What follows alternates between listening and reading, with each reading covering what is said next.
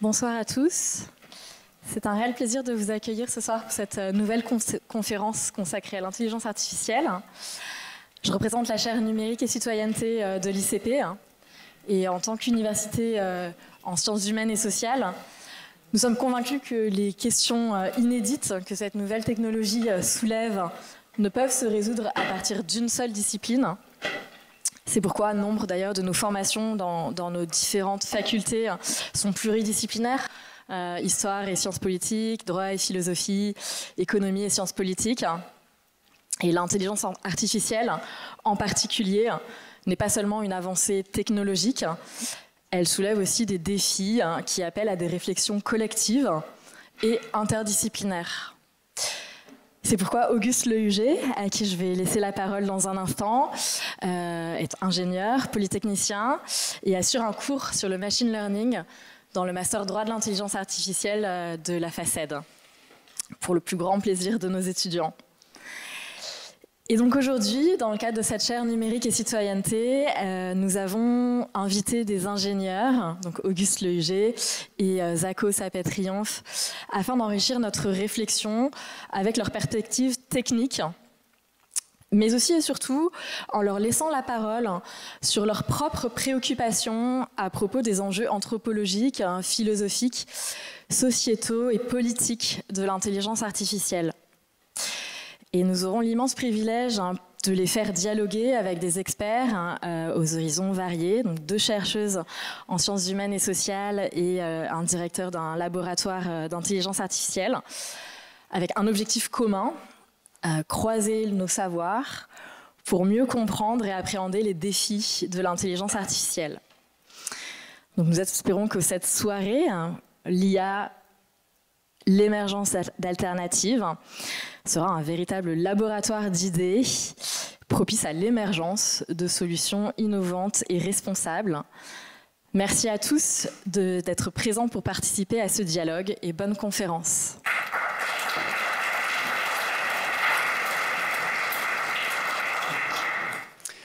Merci Diane.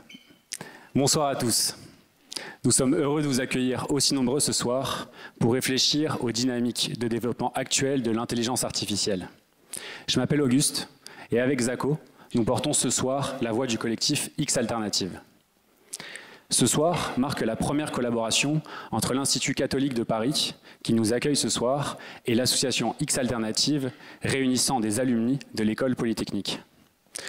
Pour mieux comprendre la genèse de cette soirée, il faut remonter 1 an en arrière. À la fin de l'automne 2023, Samuel et Zako, fraîchement intégrés à X Alternative, souhaitent constituer un groupe de travail sur l'intelligence artificielle. Leur idée est simple, faire un bilan du développement de l'IA 1 an après ChatGPT, afin d'envisager des voies alternatives. Avec un groupe d'alumni de l'école, nous décidons de les rejoindre. Nous travaillons tous dans le domaine de l'IA, en recherche théorique ou appliquée, privée ou publique. Nous avons commencé notre carrière à peu près au même moment, comme à la queue leu-leu, un copain devant, un copain derrière, marchant tous sur la grande route de l'IA. Quand soudain, c'est l'arrêt. Boum, on rentre dans le voisin de devant, qui se retourne, on se retourne tous, et on se demande vers quoi marche-t-on en fait ?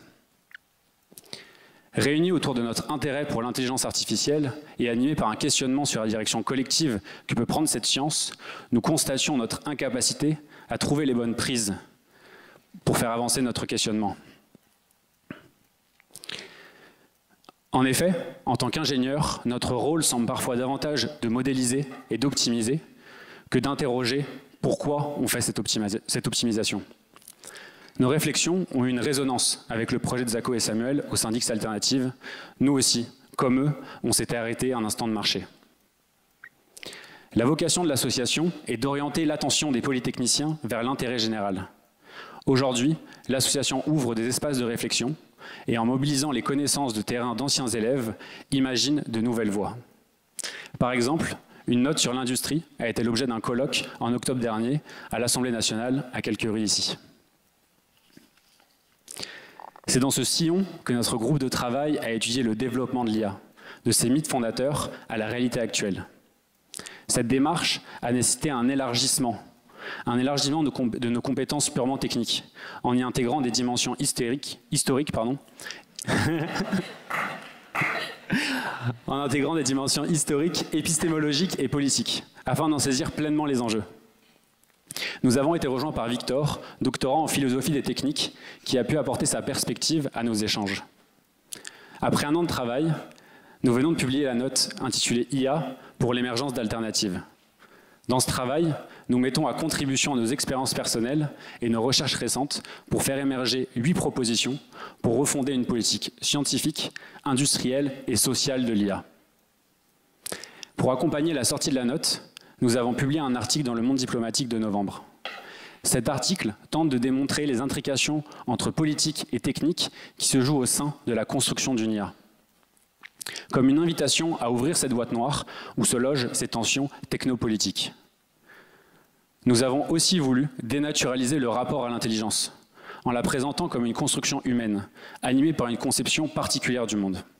Une réflexion qui invite à questionner et à remettre en cause ces briques technologiques, aussi techniques soient-elles, et de proposer un débat citoyen sur les mécanismes qui la sous-tendent. Le mois dernier, je donnais cours aux étudiants du Master droit de l'IA, ici à l'ICP, avec pour objectif justement d'explorer les aspects techniques de la boîte noire. Ce master a été lancé par Diane Galbois, également titulaire de la chaire numérique et citoyenneté à l'ICP, et c'est en échangeant avec elle sur notre groupe de travail que l'idée d'organiser une table ronde ici a émergé.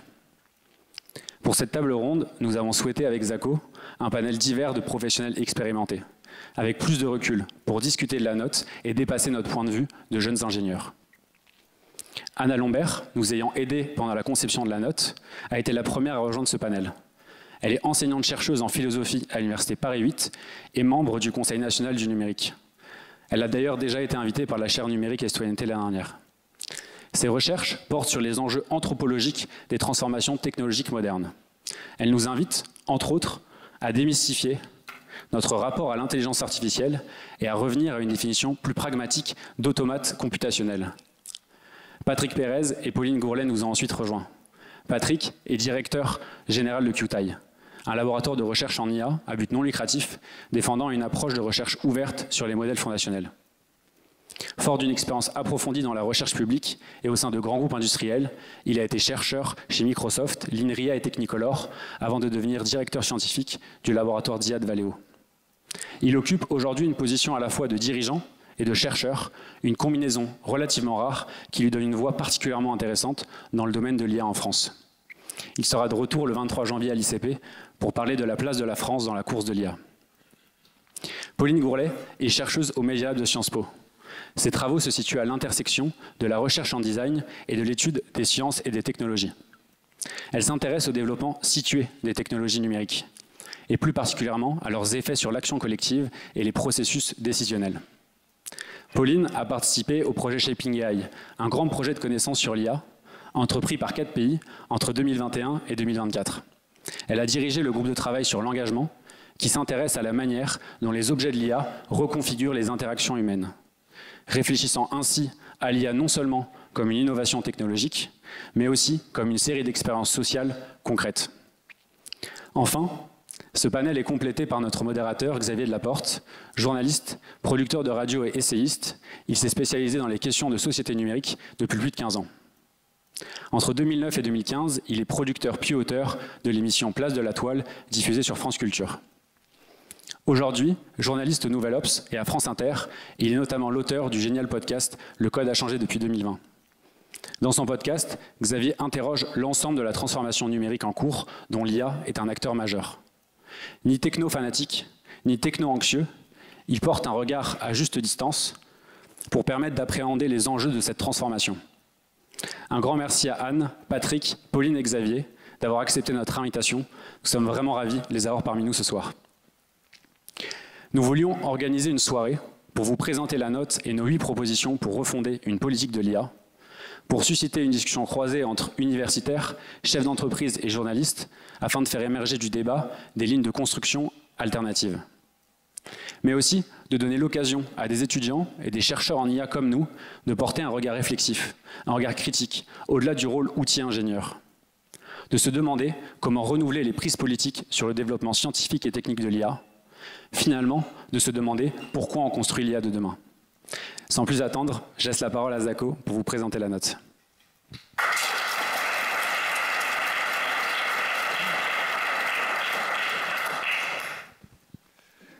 Merci Auguste, merci à tous d'être là. Je suis assez impressionné de voir autant de monde s'intéresser à ce qu'on raconte. Oui, du coup, Auguste l'a décrit. J'ai eu la joie depuis un an de coordonner la rédaction de cette note sur l'intelligence artificielle qu'on a intitulée « Pour l'émergence d'alternatives ». Et j'avais envie parce que c'est une soirée aussi de présentation d'introduction à cette note, de retracer très brièvement ce qu'elle contient et pourquoi on a fait ça et comment on en est venu là. Donc le point de départ, disons, on s'est demandé à quoi bon ajouter du bruit au bruit, à quoi bon rajouter une énième note sur l'intelligence artificielle que personne ne lit, et certainement pas les gens qui développent ces systèmes et qui prennent toutes les décisions importantes, tout simplement parce qu'ils n'ont pas le temps. Mais en fait, c'est précisément la position d'X Alternative et ce qui a tout de suite émergé lorsqu'on a constitué ce groupe de travail, c'est que tous les gens qui se sont assemblés, chercheurs, ingénieurs qui travaillent sur ce sujet, avaient le sentiment d'avoir quelque chose à dire, et pas simplement quelque chose ancré dans un point de vue technique qu'ils ont, mais quelque chose ancré dans un point de vue politique. Et c'est la raison d'être d'X Alternative, c'est de permettre des espaces de discussion, de réflexion, pour que les ingénieurs se posent la question politique de leur travail. Donc pour entamer, disons, ce long processus qui est d'autant plus vaste que le terme d'intelligence artificielle est flou et recouvre plein de réalités, on a décidé de partir d'une approche généalogique, de cette manière d'essayer de comprendre comment est-ce qu'on en était venu à avoir un mode de développement technique et scientifique de l'IA tel qu'il est aujourd'hui. La question étant une fois qu'on a retracé ce chemin, essayer d'imaginer comment pourraient émerger des alternatives. Pour raconter l'histoire très brièvement, et je suis sûr qu'il y a plein de gens ici qui la connaissent déjà, en deux points de vue. D'une part, c'est celle des figures clés. On a voulu s'intéresser à comment certains personnages particulièrement importants de l'histoire du développement de l'IA, Alan Turing, John McCarthy, Frank Rosenblatt dans les années 50-60 aux États-Unis, et plus tard Yann LeCun ou Yoshua Bengio, comment ils avaient un imaginaire et comment on pouvait dessiner cet imaginaire qui occupait leur pensée et qui certainement a influencé le développement de cette science. Cet imaginaire se construit à travers des inspirations des théories libérales du marché, des théories économiques classiques, de la concurrence pure et parfaite, de l'idée d'un individu rationnel tiré des sciences cognitives, et même de l'idée que le monde est entièrement calculable, qu'on peut retranscrire l'intégralité du monde dans des signaux numériques qu'on transmettrait à une machine. Ensuite, l'autre approche, c'est celle des moments clés. À quel moment est-ce qu'on peut percevoir que le développement de l'IA s'est inscrit dans un contexte géopolitique et économique plus large qui l'a forcément influencé?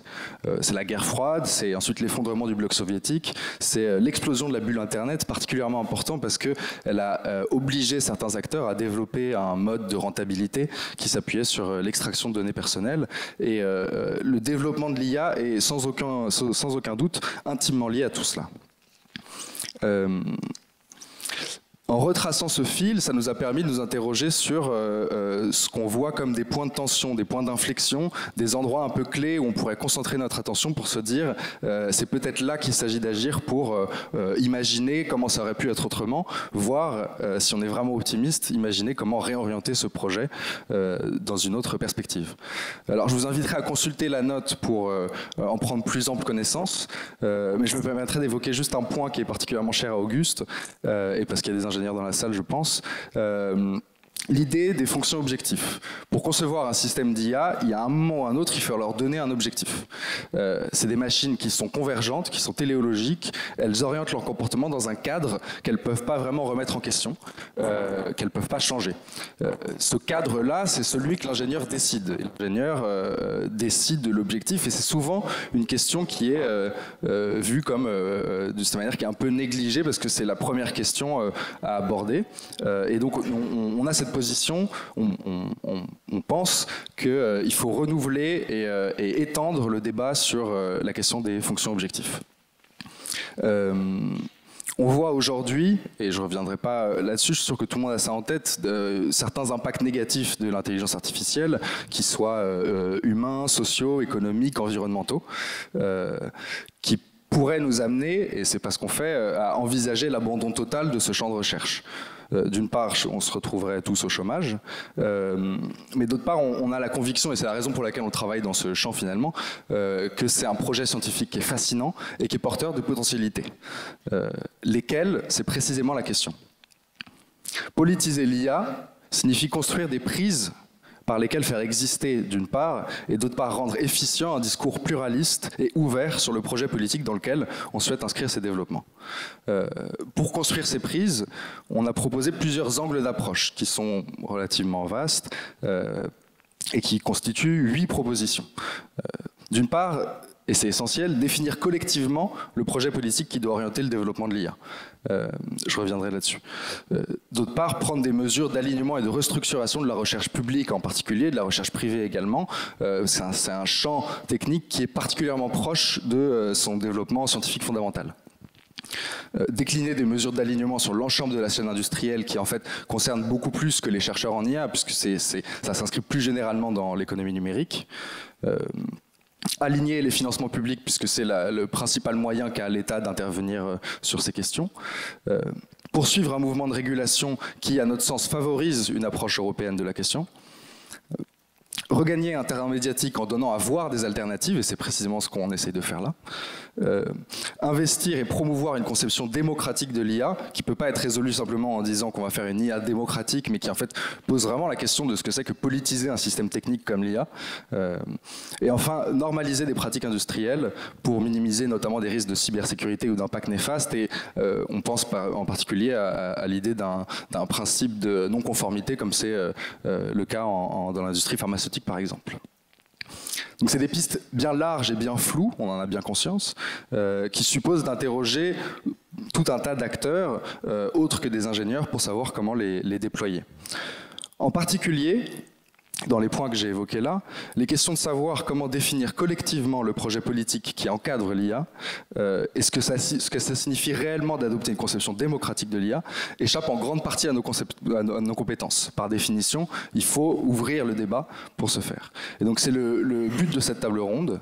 Nous avons cherché, et pour notre plus grand bonheur et presque notre étonnement, nous avons réussi à convier des voix hautement qualifiées et diverses sur cette question. Et on espère sincèrement, on a l'espoir qu'elle pourra nous aider à répondre à cette question de comment construire des prises politiques pour orienter le développement de l'IA. Donc je remercie infiniment Anna Lombert, Patrick Pérez et Pauline Gourlet, ainsi que Xavier Delaporte, d'avoir accepté de participer à cette discussion. Et si vous le voulez bien, je vous invite à monter sur scène et ouvrir le débat.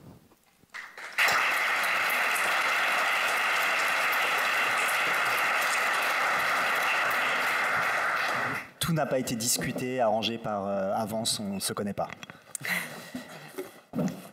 Alors, bonsoir à tous et à toutes. Je me retrouve dans une situation qui est très inédite, puisque je dois animer une discussion organisée par des gens qui savent beaucoup mieux que moi de quoi on va parler, qui savent exactement ce qu'ils attendent, qui ont beaucoup réfléchi aux questions qu'ils ont très envie de voir abordées et qui d'ailleurs me les ont écrites.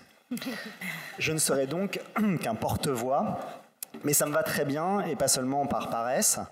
Ça me va très bien parce que je trouve que cette voie est très intéressante, et même plus très importante. C'est celle d'ingénieurs, de jeunes ingénieurs même, qui sont amenés par leur parcours d'excellence, comme on dit, et leur goût aussi, j'espère, à travailler dans ce secteur qu'on définira vaguement comme l'intelligence artificielle et qui s'interrogent sur le sens de ce qu'ils font. Pas tant sur le sens comme on en parle dans le management, mais sur des aspects très concrets qui dictent les objectifs, comme ça vient de nous être rappelé, avec quelle idée du bien commun, quels sont les cadres à partir desquels on pense ce qu'on fait, quelles pourraient être les alternatives, à la fois en termes d'usage de l'IA, par exemple en la mettant au service de ce bien commun, mais aussi en termes de modèles eux-mêmes, voire en termes de gouvernance, parce qu'au fond, il y a peut-être d'autres possibilités que le tout privé ou le tout étatique. En bref, il s'agit donc de politiser l'IA dans le sens le plus noble et le plus large qu'on peut donner à ce terme, et il s'agit de retrouver des prises, comme ça a été dit à plusieurs reprises pendant cette présentation. Ce sont, je trouve, de très belles questions, des questions très nécessaires, et c'est particulièrement intéressant, me semble-t-il, qu'elles proviennent de gens qui fabriquent et pensent ces machines et qui participeront et participent déjà à les faire partie prenante de bien des aspects de nos vies, qu'elles soient intimes ou collectives. Je n'ai pas représenté ou présenté à nouveau les trois invités qui vont être amenés à discuter. Il va falloir être à la hauteur des attentes de ces jeunes personnes. J'espère que vous en êtes conscients tous les trois. Mais la première question que j'ai posée, c'est qu'il y a un présupposé de tout ce que vous avez dit jusqu'à présent, qui est qu'il y a un manque de politique, une absence de politique. Puisqu'il faut politiser, donc ça signifie que ce n'est pas politisé. Je vais commencer avec te poser la première question, Pauline, parce que dans le cadre de Shaping IA, vous avez interrogé un nombre conséquent de gens qui sont des fabricants de l'intelligence artificielle, mais qui sont aussi des gens qui la pensent, qui réfléchissent, voire qui la critiquent. Et je voulais savoir si c'est ce que vous avez constaté en discutant avec tous ces gens. Eux-mêmes parlaient de regrettaient ou je sais pas, ou au contraire étaient heureux d'une absence de politique à l'intérieur de la manière de penser l'IA. Merci pour l'invitation et cette participation à cette table ronde qui, en effet, l'ambition est haute. Hein. Mais pour répondre à ta question, Xavier, alors nous, en effet, donc dans le cadre de Shaping AI, qui était donc une recherche sur plusieurs pays, mais nous, on s'est concentré du coup sur le développement de l'IA en France, pour justement la comparer au développement dans d'autres pays, voir s'il y avait des différences dans les trajectoires, en fait, dans la manière dont cette technologie globale, quand même, qui se développe dans la majorité des pays du monde, atterrissait dans chacun des pays. Et en France, du coup, les personnes qu'on a rencontrées, nous, on a cherché à rentrer en contact avec ce qu'on a appelé des praticiens, praticiennes de l'IA, compris au sens très large. Donc pas seulement ce qu'on a habituellement en tête, chercheurs en IA, data scientists, éventuellement start-upers, etc. Mais aussi, pourquoi pas, des juristes, des journalistes, des syndicats, des chercheurs en SHS, enfin toute une série de personnes, des gens dans l'administration aussi qui intègrent des systèmes d'IA dans leur travail. Donc on a essayé de vraiment pluraliser en fait la compréhension de ce que pourrait être une pratique de l'IA et de plutôt on pourrait dire, voilà, ne pas rester que dans la technique, donc détechniciser. Et en faisant ça, on se rend compte qu'il y a déjà plein de personnes qui, en effet, se posent la question du rapport entre politique et technique. Et donc, que cette question des effets et des conséquences de l'IA dans nos vies est déjà, oui, largement, que ce soit en termes de rapports sociaux, de rapports de construction subjective ou voilà, de modalités d'effets dans nos vies collectives et individuelles était évidemment déjà très présente chez beaucoup d'acteurs, oui. Et Anne, en quoi la philosophie peut-elle nous aider à justement participer à la repolitisation de la question de l'intelligence artificielle ? Alors, merci pour la question, merci aussi pour l'invitation. Je me réjouis beaucoup d'être présente ici et j'ai beaucoup admiré le travail qui a été fourni dans cette note. C'est assez rare de lire un travail d'une telle densité, donc merci beaucoup pour tout ça. Alors, c'est une vaste question, je dirais, tout dépend de quelle philosophie on parle d'une certaine manière. Mais effectivement, l'une des grandes idées qui a été un petit peu déconstruite au XXe siècle, ou plutôt dans la seconde moitié du XXe siècle, au sujet de la technique par un certain nombre de penseurs de la technique, c'est l'idée selon laquelle la technique serait quelque chose de neutre. Donc c'est la fameuse thèse de la neutralité de la technique. Hein. La technique traditionnellement avait été pensée sous le schème du moyen, donc du moyen neutre, dont il s'agit pour l'humain qui l'utilise de déterminer les finalités, bonnes ou mauvaises. Bon. Et c'est cette conception de la technique très restreinte en fait, parce que ça revient à penser la technique sur le modèle de l'outil finalement. Bon, ben voilà, j'ai un stylo, je peux écrire avec, c'est bien, je peux, voilà, je sais pas, m'en servir comme une arme, c'est pas bien. Bon, mais évidemment, quand il s'agit de penser le numérique, on voit tout de suite, il s'agit plus d'outils, il s'agit de systèmes techniques, il s'agit d'environnement technique, il s'agit d'infrastructures techniques. Ce paradigme ne fonctionne plus du tout. Et puis par ailleurs, il ne fonctionne pas philosophiquement pour des raisons que je vais pas développer ici. Donc il a été complètement remis en question en fait à partir des des années 50, mais même auparavant, par un certain nombre de philosophes que je ne cite pas, je fais des raccourcis, mais qui nous invitent justement à penser la technique non pas comme un moyen neutre, mais comme chargé en fait d'idéologie politique, de principes politiques, de projets politiques qui vont configurer ensuite nos comportements, nos usages, nos relations, nos vies. Et donc moi, les penseurs, disons, les plus contemporains sur lesquels je me suis beaucoup appuyée, notamment Gilbert Simondon, Jacques Derrida et Bernard Stiegler, mais enfin peu importe les noms propres ici, invitaient vraiment à penser la technique comme un milieu. C'est-à-dire un milieu qui va conditionner nos relations sociales, qui va conditionner nos vies psychiques aussi, et qui va conditionner finalement voilà, nos usages, nos comportements. Et ce milieu, eh bien, selon, si vous voulez, les personnes qui possèdent ces technologies, selon les choix idéologiques qui sont posés en amont, selon les modèles économiques qui sont développés et selon les fonctionnalités techniques qui sont développées également, eh bien, ce milieu va avoir des enjeux tout à fait différents, quoi. Voilà, qui peuvent être parfois très dangereux, parfois très intéressants, mais voilà, donc ça nous amène en fait, enfin moi en tout cas c'est comme ça que je répondrai à la question de manière un petit peu générale, mais ces philosophes de la technique nous amènent à vraiment politiser la question, à sortir des alternatives entre technophilie, technophobie, et à se demander finalement ces milieux techniques, quels sont les projets politiques qui sont derrière, quels sont les modèles économiques et quelles sont les fonctionnalités technologiques, et que nous font-ils surtout, que nous font-ils à nous, les soi-disant humains qui étaient censés supposer décider de leur finalité. Finalement, on est plutôt conditionné, disons, la technique est plutôt une condition qu'un moyen. Voilà. Très bien. Patrick, vous ne faites pas de politique? Pas du tout. C'est ça la question? C'est une question. Non, pas tellement, non. Mais je trouve que c'est difficile de ne pas en faire désormais quand on fait de l'IA. Ah, bah alors, oui, non, je pense que, je vais rejoindre ce qui a été dit, mais c'est vrai que quand j'ai commencé à faire de l'IA il y a quasi 35 ans, il y avait tellement peu de chances que ça sorte du labo qu'on pouvait vraiment faire ça tranquille et pas se poser trop de questions. C'est vrai que quelques décennies plus tard, vu la puissance de ces outils, qui ne sont en effet pas que des outils, où ils sont tellement omniprésents, ils vont le devenir de plus en plus, ils vont tellement pénétrer toutes les facettes de notre vie, on peut, les ingénieurs, les chercheurs ne peuvent plus faire comme si c'était uniquement pour l'avancée de la connaissance et faire comme s'il n'y avait pas de conséquences à leurs travaux. Donc je pense que c'est effectivement, ça nous oblige en fait, même les gens de la technique, à réfléchir un peu plus loin que nos ordinateurs. En même temps, on n'est pas formé pour ça, donc non, je ne fais pas de politique, ni de philosophie, parce que je suis peu équipé pour ça, mais je suis ravi d'être là pour ces raisons-là. Non, je vais poser la question différemment. Quand faites-vous de la politique quand vous faites de la technique? Alors, déjà en venant ici, ce qui continue à faire partie de mon métier, on fait de la politique en travaillant dans ce genre de domaine, en choisissant l'endroit où on le fait.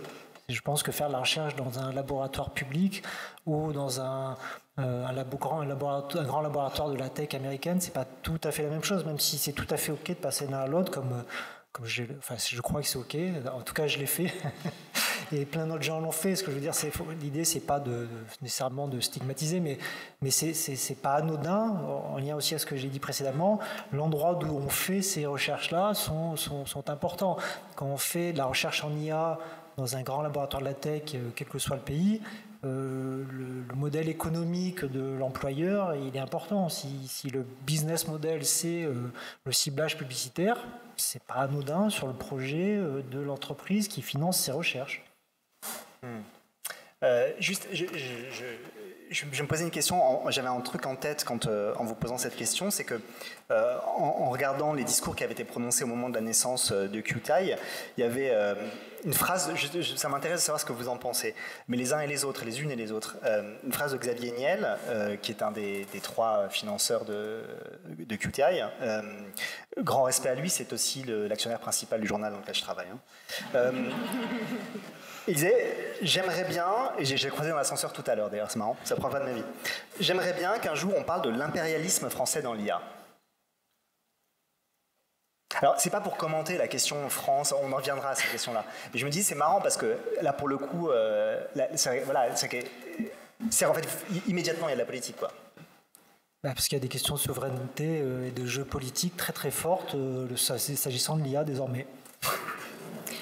Moi, j'avais entendu une autre de ses sorties où il disait qu'il avait envie de démocratiser l'IA. Donc peut-être que ça va dans le même sens de cette idée de sortir d'une sorte de monopole peut-être sur ces questions. Mais, et je m'étais fait la remarque en l'écoutant. D'ailleurs, c'est un mot qu'on entend souvent, notamment dans la bouche plutôt d'ingénieurs ou de producteurs d'IA, cette volonté et cette envie que ça se démocratise. Or, il me semble que c'est un usage extrêmement galvaudé du terme ici et que la question... Pourquoi ?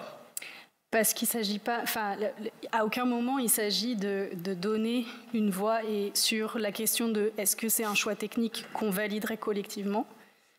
Donc c'est plutôt une diffusion, une massification des usages, ou voilà, on peut utiliser d'autres termes, mais il me semble que l'emploi délibéré, parce qu'il a, voilà, quand il est parfois utilisé inconsciemment, je pense, parce qu'il est rentré un peu dans le langage commun, n'empêche que je pense que voilà, il y a un intérêt pour certaines personnes que ce terme soit galvaudé.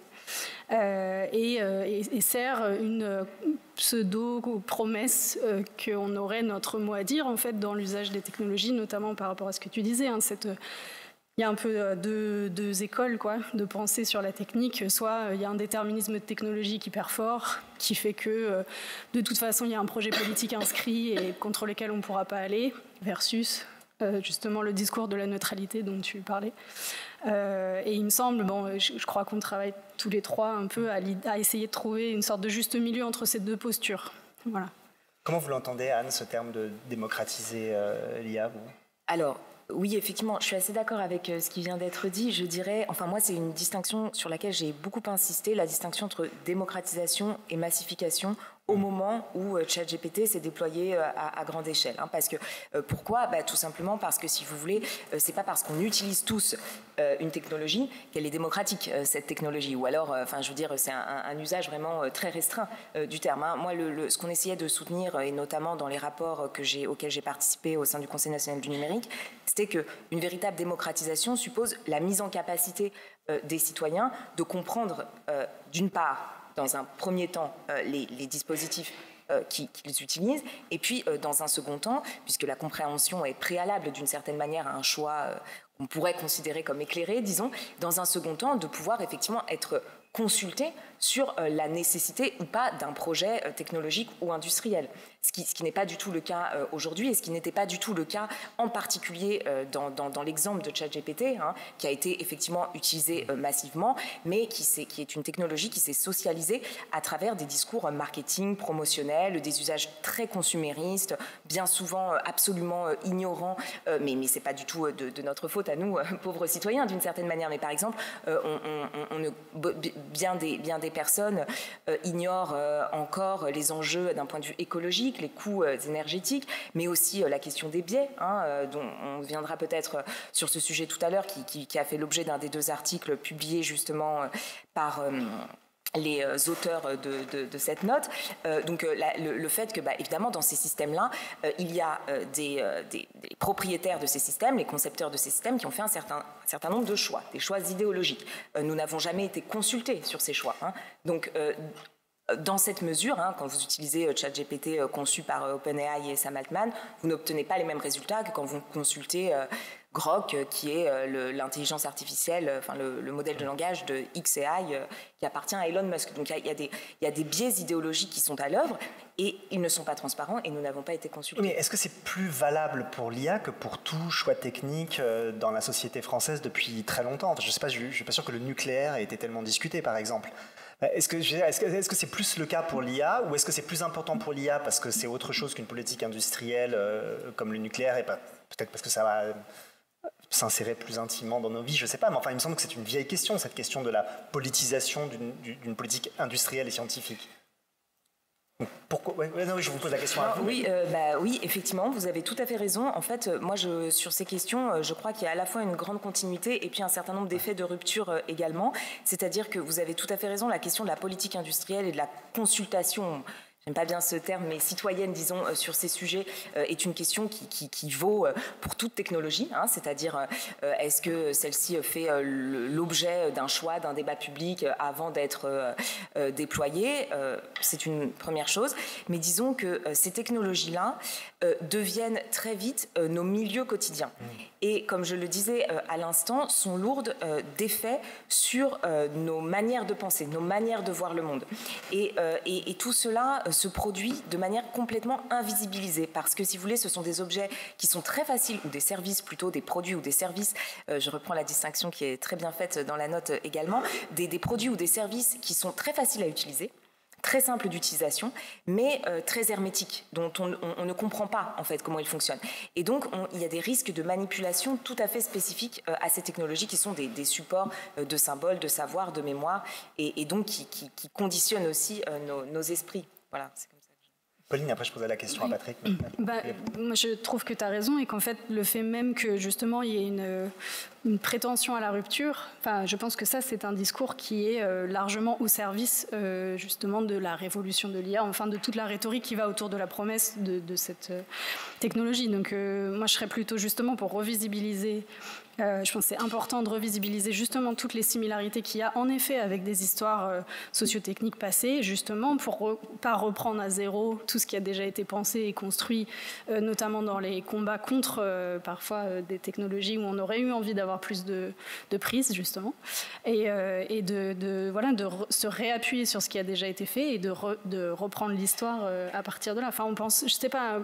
Je pense aussi qu'il y a un contexte actuel, je pense à la Convention citoyenne pour le climat, où la question de la technologie était extrêmement présente, où il y a eu ce moratoire sur la 5G qui s'est fait retoquer. Enfin, on est quand même aussi dans un moment où cette question de l'exclusion de la voix citoyenne dans nos choix techniques, en tout cas, me semble plus prégnante que quand j'étais jeune, par exemple. Mais...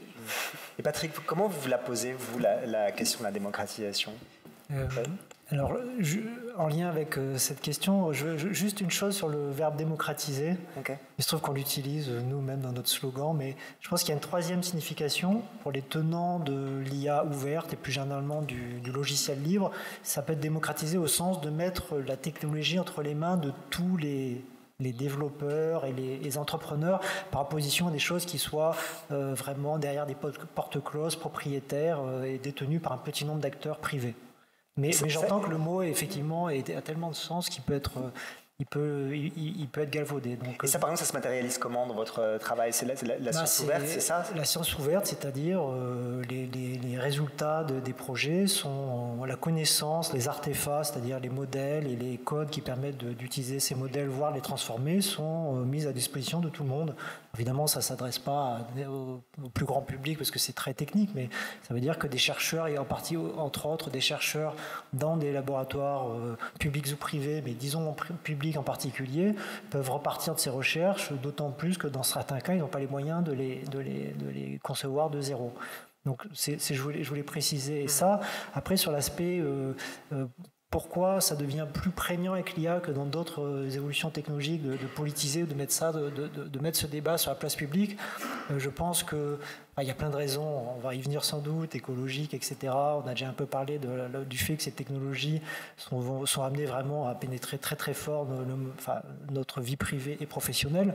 Mais s'agissant en particulier des modèles de langage qui sont un peu la chose qui attire beaucoup l'attention depuis 2 ans, donc les chatbots conversationnels, etc. Il y a une chose effectivement très particulière, c'est que d'une part, ils sont nourris par des corpus qui sont biaisés par des souvent techniques. Alors dans le cas de Grok, je pense qu'il y a un vrai parti pris politique, mais des fois c'est essentiellement des raisons techniques. Donc je pense que des fois on peut faire des procès d'intention, mais c'est important d'ouvrir ces questions.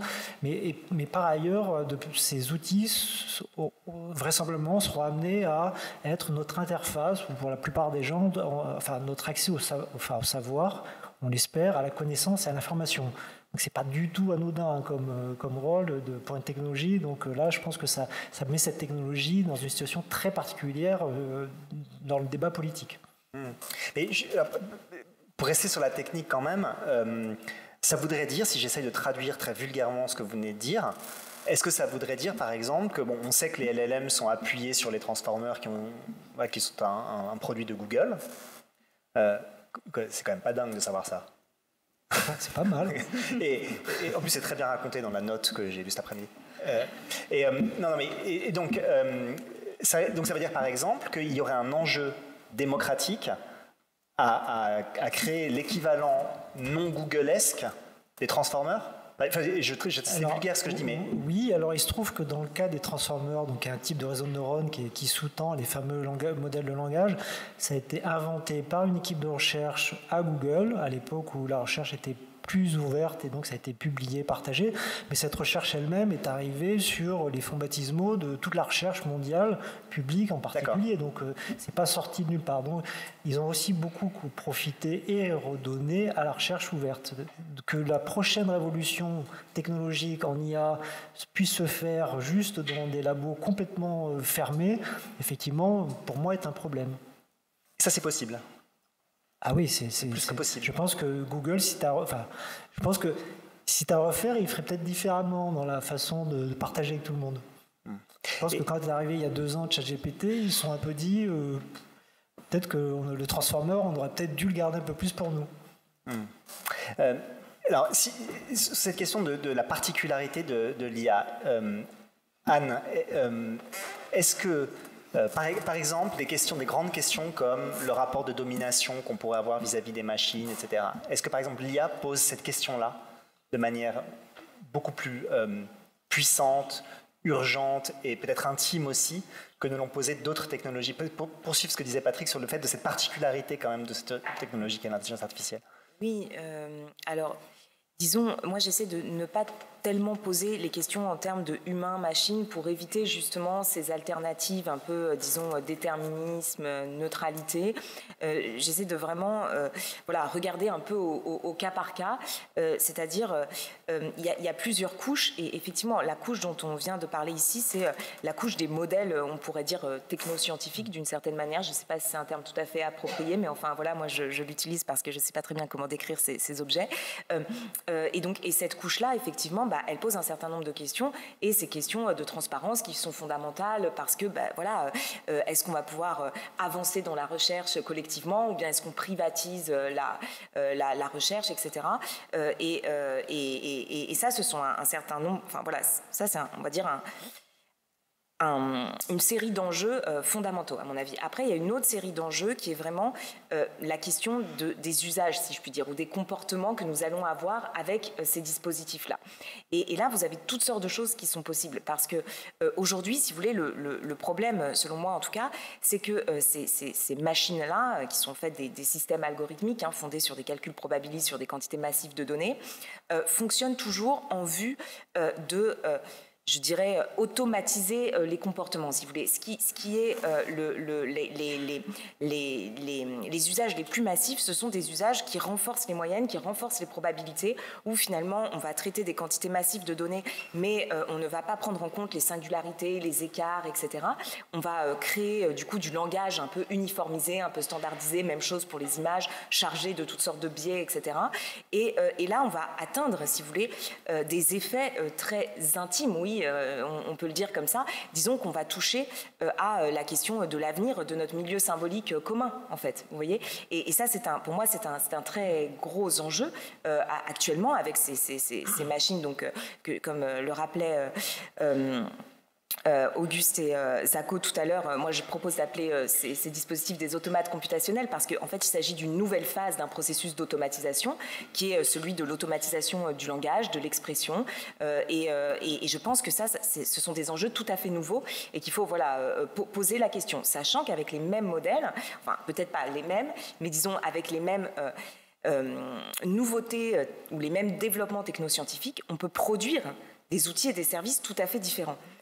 Donc voilà, je dirais il y a vraiment la question des dispositifs technoscientifiques en tant que tels, et puis ensuite des outils, des services, des produits qui sont déployés à partir de ces modèles et de leurs effets psychiques, sociaux, politiques. Et je pense, pour ma part, mais ce n'est que mon point de vue, que le développement de ces automates computationnels actuellement peut être très rapidement très dangereux d'un point de vue à la fois psychique, culturel et politique.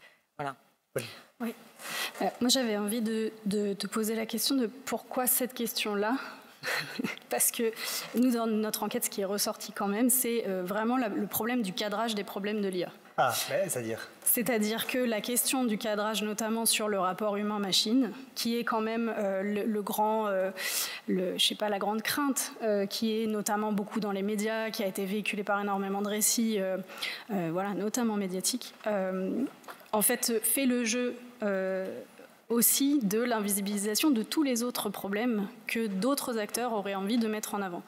Donc il me semble que c'est une question valable, je ne suis pas en train de dire que c'est un mauvais cadrage, mais n'empêche que c'est un cadrage qui a été tellement dominant qu'il me semble qu'il a rendu inaudible toute une série d'autres enjeux et que une des volontés qu'on avait avec le projet de recherche qui tentait d'être participatif, donc on avait environ 35 personnes qui ont participé à cette enquête, c'était de se demander quels sont les problèmes depuis vos pratiques situées qui émergent en fait dans le développement de ces technologies. Donc, il ne s'agit pas de se demander si, je sais pas, le développement de tel système est bien ou mal. Enfin, on n'était pas à se poser ce genre de questions, mais plutôt à se dire depuis vos endroits, depuis vos milieux, depuis les gestes et les habitudes de chacune, qu'est-ce qui vous pose souci en fait ? Et alors, qu'est-ce que vous avez vu émerger qui soit justement hors de ce cadre d'un rapport de domination ou pas entre l'homme et la machine ? Alors, il y a eu donc évidemment pas mal d'itérations, vous imaginez, sur 35 voix,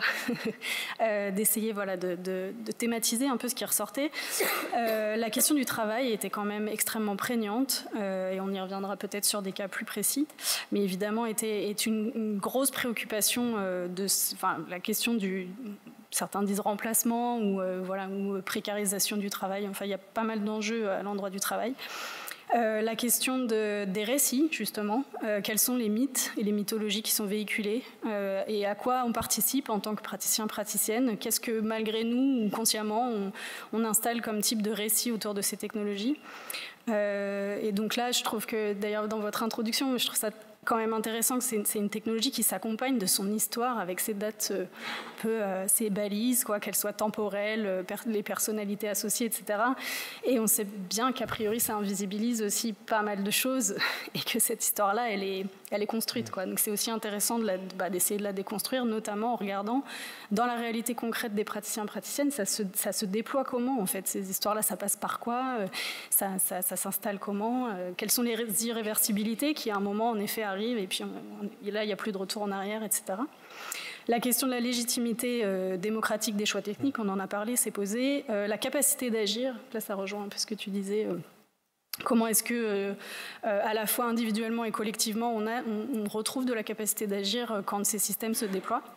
Et évidemment, la question écologique, mais prise. Et là, c'était intéressant parce que ça a donné lieu à des dialogues entre praticiens et praticiennes sur cette question de l'écologie, ou des trois écologies, si on veut reprendre les trois écologies de Guattari, avec cette idée qu'on ne peut pas séparer l'environnement, les préoccupations environnementales, les préoccupations sociales et les préoccupations psychiques. Et qu'il faut prendre que l'écologie comprend ces trois composantes, en fait. Alors, Patrick, en écho à tout ça, j'aimerais comprendre comment, dans votre cas particulier, va se décider ce sur quoi vous allez travailler, ce que vous allez développer, etc. Vous avez fait un choix, vous avez développé le premier outil qu'on a vu de vous, c'est Moshi, qui est un outil de speech-to-speech. Quand on voit la composition de l'équipe de départ de QTI, on voit que c'était déjà très orienté, il y avait des spécialistes de la voix, etc. Comment ça se décide, ça ? Pourquoi on décide de faire ça ? Alors, il y a différentes raisons. Alors, c'est effectivement le premier projet qui nous a occupé 6 bons mois depuis janvier jusqu'au début à l'été, c'est qu'on continue à développer. C'est donc une IA vocale. C'est pas un produit d'ailleurs, c'est vraiment un proto. Non, mais c'est vraiment un proto de recherche qui vraiment cherche à explorer justement les limites technologiques actuelles et les repousser de l'interaction par la voix, avec l'idée quand même que si on considère qu'avoir des interfaces homme-machine les plus naturelles possibles et dans pas mal d'usages une bonne idée. Comment on fait pour la voix là où le texte a fait des progrès, l'interface textuelle a fait des progrès monstrueux en un petit nombre d'années. C'était pas tellement le cas dans l'interface vocale. On sait tous, non, moi même pas d'ailleurs. Beaucoup de gens se sont énervés avec des enceintes connectées absurdes, par exemple, ou des GPS mal lunés. Mais l'interaction est assez pauvre, donc on essaie de comprendre pourquoi. Et comme dans l'équipe, effectivement, on avait les compétences, certaines des compétences nécessaires pour ça, on a décidé de creuser ça et de mettre au point une IA, donc un réseau de neurones qui permet de discuter de façon plus naturel que l'état de l'art. En l'occurrence, il n'y a pas besoin il n'y a pas de tour de parole. L'IA peut couper l'utilisateur et réciproquement. Super. Elle peut même être assez. Mais c'est ça l'interaction quand même. Humaine y compris. Non, mais c'est une des raisons de la pauvreté de l'interaction par la voix. Jusqu'à présent, c'est qu'il fallait avoir un tour de parole et qu'on perdait une grande partie de ce qu'on appelle le paralinguistique, c'est-à-dire toutes les choses qui sont dans la prosodie, l'accent, etc., qui sont vraiment importantes dans l'interaction personne-personne. Donc ça nous paraissait important. Après, on réfléchit évidemment à des cas d'usage. Il y en a qui nous plaisent pas, donc on essaye de ne pas mettre en avant. Justement, mais ça c'est hyper intéressant, parce que justement je voulais que vous réagissiez en fonction de tout ce qui a été dit par Anne et Pauline. C'est-à-dire comment vous intégrez ces questions qui sont, je sais pas, celles du milieu, c'est-à-dire qu'en fait en créant quelque chose qui n'est pas un produit, mais en créant ça, quel milieu je crée, quel rapport à la machine je crée quand elle commence à me couper, par exemple. Et on peut aller jusqu'à la question écologique, aux trois sens de l'écologie, puisqu'on peut poser la question écologique, donc quel rapport psychique ça crée, enfin voilà, mais aussi, je ne sais pas, qu'est-ce que ça nécessite comme puissance de calcul, est-ce que je fais gaffe à ça aussi?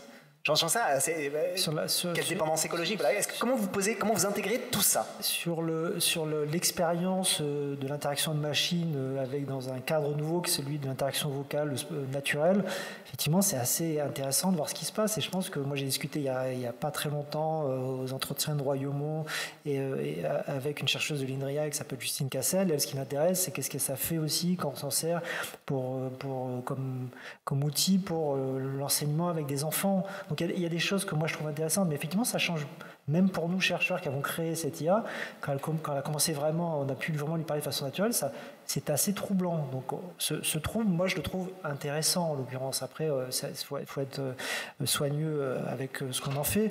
Alors je passe un peu du coq à l'âne, mais sur l'aspect coût énergétique, s'agissant donc d'un laboratoire à but non lucratif et par ailleurs qui a des moyens très importants mais qui sont limités, donc il y a aussi une raison un petit peu contextuelle ou contingence. On est plutôt sur des petits modèles et on va vers des modèles encore plus petits désormais qui peuvent tourner sur un téléphone portable. Ce qui veut dire qu'en tout cas, à l'usage, c'est plus économe, c'est plus frugal. Après, il y a la partie entraînement, on en parlera peut-être après, mais pour concevoir une IA vraiment polyvalente et de grande capacité, ça demande effectivement beaucoup de puissance de calcul pour faire cette phase préliminaire. Ouais, alors je propose que tous les quatre, nous arrêtons de dire qu'on va en parler après, puisque après est déjà maintenant.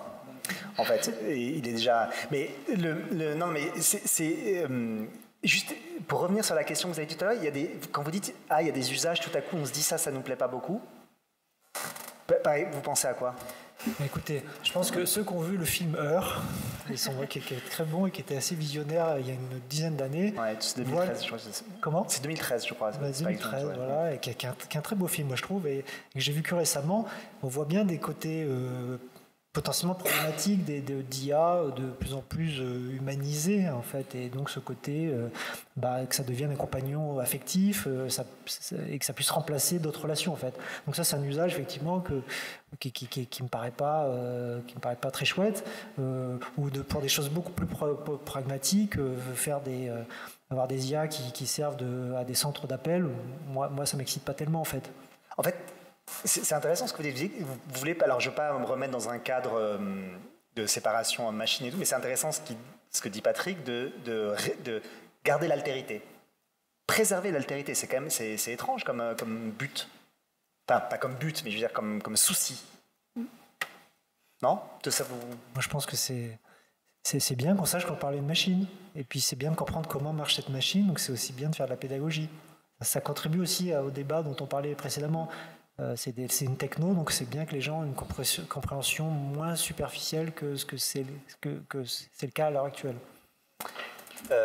Et ça, est-ce que alors pour le coup, si on s'intéresse à la question de l'IA en termes de rupture ou pas, etc., est-ce que là, pour le coup, il n'y a pas quelque chose quand même qui est très différent? Est-ce qu'on comprend vraiment comment ça marche? Enfin, je veux dire, alors, je vais poser la question différemment. Jusqu'où est possible l'explicabilité, par exemple, d'un modèle? Et du coup, est-ce qu'on peut discuter collectivement, vraiment, de ces modèles-là, dans la mesure où on a une grande difficulté à comprendre pourquoi le résultat a été donné, pourquoi le résultat donné a été celui-là? Je ne sais pas si vous avez... Peut-être sur l'explicabilité, je pense que Patrick sera mieux placé, mais je veux bien rebondir ensuite. On discutera à partir de vous. En 2 mots, enfin, faut faire attention quand on dit c'est une boîte noire, c'est opaque. En fait, on sait exactement comment ça marche. Là où c'est compliqué, c'est qu'un grand modèle de langage, il y a à peu près autant de paramètres qui ont été fixés mathématiquement qu'il y a de connexions dans un cerveau. Donc ça fait un très grand nombre. Et de la même façon qu'on ne sait pas dire quelle connexion dans le cerveau fait quoi, dans un grand réseau de neurones qui est composé de plusieurs milliards ou dizaines ou centaines de milliards de paramètres, on a du mal à analyser finement ce que fait chacun et a fortiori à prévoir ce qui va se passer étant donné une entrée qui peut être en plus, s'agissant de la parole ou du texte, à peu près tout et n'importe quoi. Donc c'est là où c'est compliqué, même pour le praticien, de savoir ce qui va se passer. Anne, peut-être... oui. Oui, effectivement, je pense qu'on peut comprendre les grands principes selon lesquels ça fonctionne. Même si c'est pas évident, moi j'essaye de faire un travail un peu là-dessus pour moi-même. Je dis pas que c'est facile, mais enfin en tout cas c'est très intéressant, vraiment. Non, mais c'est absolument passionnant. Donc, et je pense que malheureusement, la plupart des dispositifs, pour rebondir sur ce qui vient d'être dit, moi j'avais parlé dans un de mes livres à ce sujet du risque de l'automatisation de l'altérité, précisément, en disant que on était face à quelque chose de tout à fait nouveau, c'est-à-dire que on automatise la relation à l'autre. Et ça, je pense que c'est effectivement quelque chose... C'est-à-dire par exemple, dans le cas des chatbots dont nous parlions à l'instant, si vous voulez, nous anthropomorphisons la machine, donc nous croyons que nous avons affaire à quelqu'un d'autre que nous-mêmes, et en fait, il n'y a pas d'autre. Parce que, et précisément, la plupart du temps, elles sont conçues pour, si vous voulez, répondre de manière très adaptée, très personnalisée, ne jamais résister. Donc, on ne fait pas l'expérience de la résistance du réel, en fait. Ça, c'est potentiellement très dangereux, parce que si vous voulez, faire l'expérience de la résistance du réel, c'est quelque chose de très fondamental au niveau du développement psychique. Apprendre que je ne fusionne pas, qu'il y a moi et le monde, voilà, ça se joue de manière très précoce, si je puis dire. Et donc, ce sont tous ces processus-là qui sont, si je puis dire, un peu éliminés. Enfin, en tout cas, il y a une tendance à travers l'usage de ce qu'on appelle aujourd'hui les agents conversationnels ou les assistants vocaux, mais ce sont encore une fois des termes anthropomorphiques qui sont tout à fait trompeurs et qui nous masquent le fonctionnement de ces technologies. Et si vous voulez, là où je suis un petit peu choquée, c'est quand certains concepteurs, et c'est précisément tout à fait différent de ce dont parlait Patrick à l'instant, vise ce leurre. C'est-à-dire que, et là on en a parlé dans un autre livre que j'ai coécrit avec Gaël Giraud, c'est l'introduction, si vous voulez, on déploie un peu des réflexions à ce sujet. Moi j'ai été frappée assez vite, quand on demande à ChatGPT « Es-tu un humain ?» il nous répond « Non, je suis une machine ». Oui, mais il dit « je ». Vous comprenez? Et donc quelqu'un qui dit « je », traditionnellement le « je », et le terme qui, dans notre langue, il y a des langues où il n'y a pas de jeu, par exemple. Bon, mais c'est une autre problématique, disons ça, c'est la problématique de la diversité linguistique. Mais dans notre langue, le jeu renvoie à une forme d'expérience réflexive à soi-même, si vous voulez, à la capacité de s'auto-désigner, en fait. Et c'est cette capacité-là qui, historiquement, conditionne un petit peu l'expérience de la subjectivité de l'autre d'une certaine manière. Nous avons affaire à un sujet capable de s'auto-désigner, de dire « je », etc., de se poser comme sujet de ses actions, de ses pensées. Et donc, pourquoi dit-il je. Et donc on a fait l'expérience récemment avec, une étudiante a fait l'expérience dans un de mes cours d'un dialogue avec ChatGPT, et c'était tout à fait contradictoire et hallucinant. C'est-à-dire que à la fois la machine disait je ne suis pas une machine, je ne peux pas comprendre ce que tu dis, mais confie-toi à moi, je t'apporterai du réconfort. Non mais vraiment, je veux dire, il y avait et donc je pense que de cette manière-là, on peut rendre les personnes qui sont dans des situations de fragilité, de besoin d'altérité justement, on peut les rendre vraiment folles en fait. Et c'est très irresponsable de développer ce type de dispositif-là. Voilà. Alors pour aller dans le même sens, on m'a raconté une anecdote récemment d'une étude qui est sortie donc, dans le milieu hospitalier. Ils ont demandé, les personnes appelant un hôpital par exemple tombent sur une IA en fait. Et visiblement, le taux de satisfaction de parler à une IA plutôt qu'à un humain était plus élevé. Donc les gens préféraient parler à une IA, notamment par rapport à ce que tu disais sur le fait que l'IA, elle ne se met jamais en colère, elle réoriente avec bienveillance. Et donc c'est très troublant, je trouve, comme résultat d'études. Donc en effet, je trouve que cette question de l'altérité est vraiment problématique et intéressante. Après, peut-être que c'est aussi un des sujets... et un des problèmes de ce cadrage de cet objet IA, qui est un problème qu'on retrouve, ça va de la régulation de l'IA Act européen, donc de prendre cet objet comme un tout. Là, en fait, il y a plein de systèmes d'IA différents, il y a plein d'IA différentes, et elles ont des fonctions objectives pour y revenir très différentes, et donc ce problème-là ne se posera peut-être pas dans 90% des cas. Je veux dire, et c'est dommage en fait. Et il ne se pose pas dans 90% des, sans doute même plus, voilà, de l'usage de l'IA. Donc ce serait intéressant de peut-être penser des prises qui répondent au type de problématiques que ça soulève. En effet, quand il s'agit du coup d'automates vocaux ou de chatbots, c'est un vrai problème. Quand il s'agit de détecter, je ne sais pas, l'occupation des sols, peut-être moins en fait. Voilà. Mais on pourrait décider d'interdire l'usage de jeux dans l'IA conversationnelle. Est-ce que ce serait possible d'aller jusque-là dans la régulation ? Si je pense à ChatGPT, il y a déjà énormément de règles mises par les concepteurs pour interdire un certain nombre de termes, de réponses, etc. Donc... Il y a un problème technique quand même. En fait, il n'y a rien qui est codé en dur. Pardon, il n'y a rien qui est codé en dur dans une IA, dans un grand modèle de langage. On ne peut pas lui dire de ne pas utiliser tel ou tel mot. Il est entraîné sur tout Internet. Et cette phase de pré-entraînement, une fois qu'elle est faite, c'est très dur de lui faire oublier comment parler à la première personne, non, sérieusement. C'est vrai, on ne peut pas empêcher ChatGPT de dire « je ». Non, autrement... Mais c'est dingue. Mais parce qu'il est en train de générer du langage humain tel qu'il a vu sur Internet. C'est ça la raison. En revanche, ce qu'on peut faire, c'est entourer cette IA-là, ce qui est déjà fait pour des raisons de sécurité, de certaines couches de sécurité qui empêchent de certaines choses que dit l'utilisateur d'arriver à l'IA ou certaines choses que produit l'IA d'arriver à l'utilisateur. Mais fondamentalement, on ne peut pas forcer un réseau de neurones de cette taille-là à faire une chose en particulier une fois qu'il est déployé. On peut faire tous les efforts pour qu'il aille plutôt vers des comportements sûrs, utiles, amicaux, un peu chiants même dans le cas de certaines IA, mais le forcer vraiment à ne pas dire certaines choses ou en dire certaines à l'intérieur de l'IA, techniquement, c'est pas faisable. Puis il y a aussi toute une industrie quand même de ces chatbots et de ces compagnons virtuels. Je sais que c'est pas très répandu forcément dans nos sociétés, mais enfin ça va quand même très très vite. Il y a toutes sortes de gadgets comme ça qui se développent, et on a le même type de gadget dans le champ des thérapeutes virtuels aussi.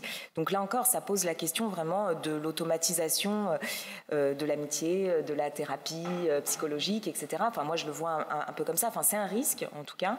Et c'est pas du tout nouveau en fait ce modèle.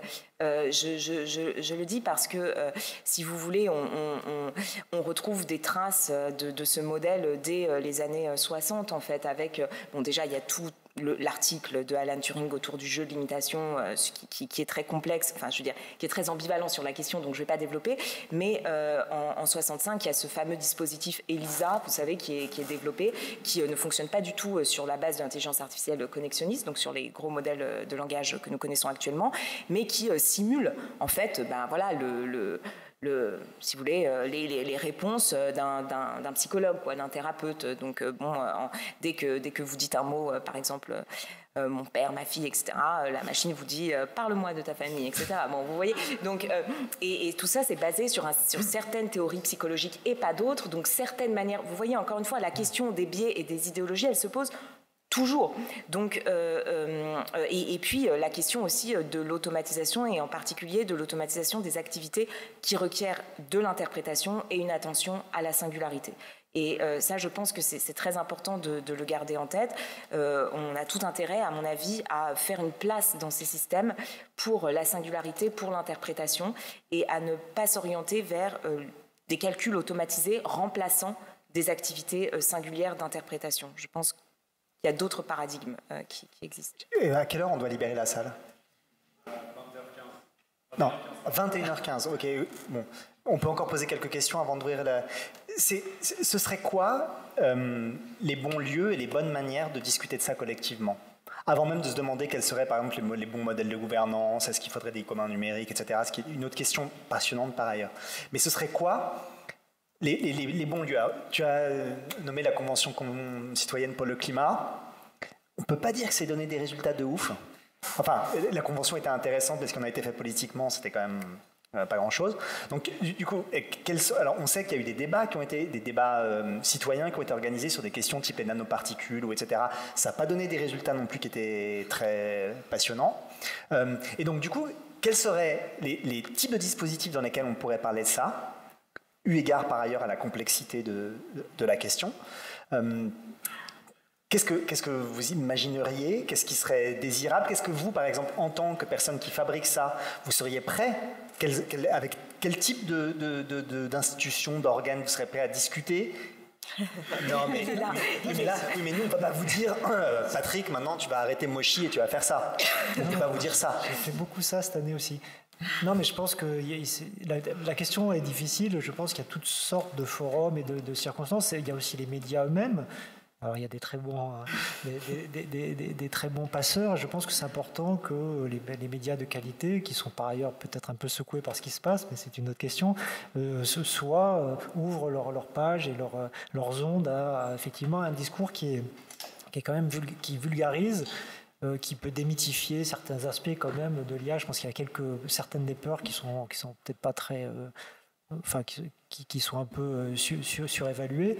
Mais après, au niveau politique, il y a eu pas mal de consultations pour la réglementation européenne, mais puis là, on rentre dans les arcanes quand même de la politique et de la régulation. Donc, je ne sais pas, j'ai pas de réponse magique là. Non, bien sûr, mais j'imagine bien que vous n'avez pas de réponse magique, mais des éléments de réflexion. Je ne sais pas, Anne, vous voulez, et puis après Pauline. Oui, alors moi je peux rebondir sur les quelques pistes qu'on avait essayé de donner dans les rapports du Conseil national du numérique, notamment sur la question de l'éducation aux technologies, aux médias aussi, parce que les deux vont un peu ensemble. C'est encore une de ces fameuses nouveautés de l'IA, c'est que c'est à la fois une industrie et à la fois un nouveau milieu médiatique. Donc ça pose toutes sortes de questions qu'il est parfois difficile d'articuler.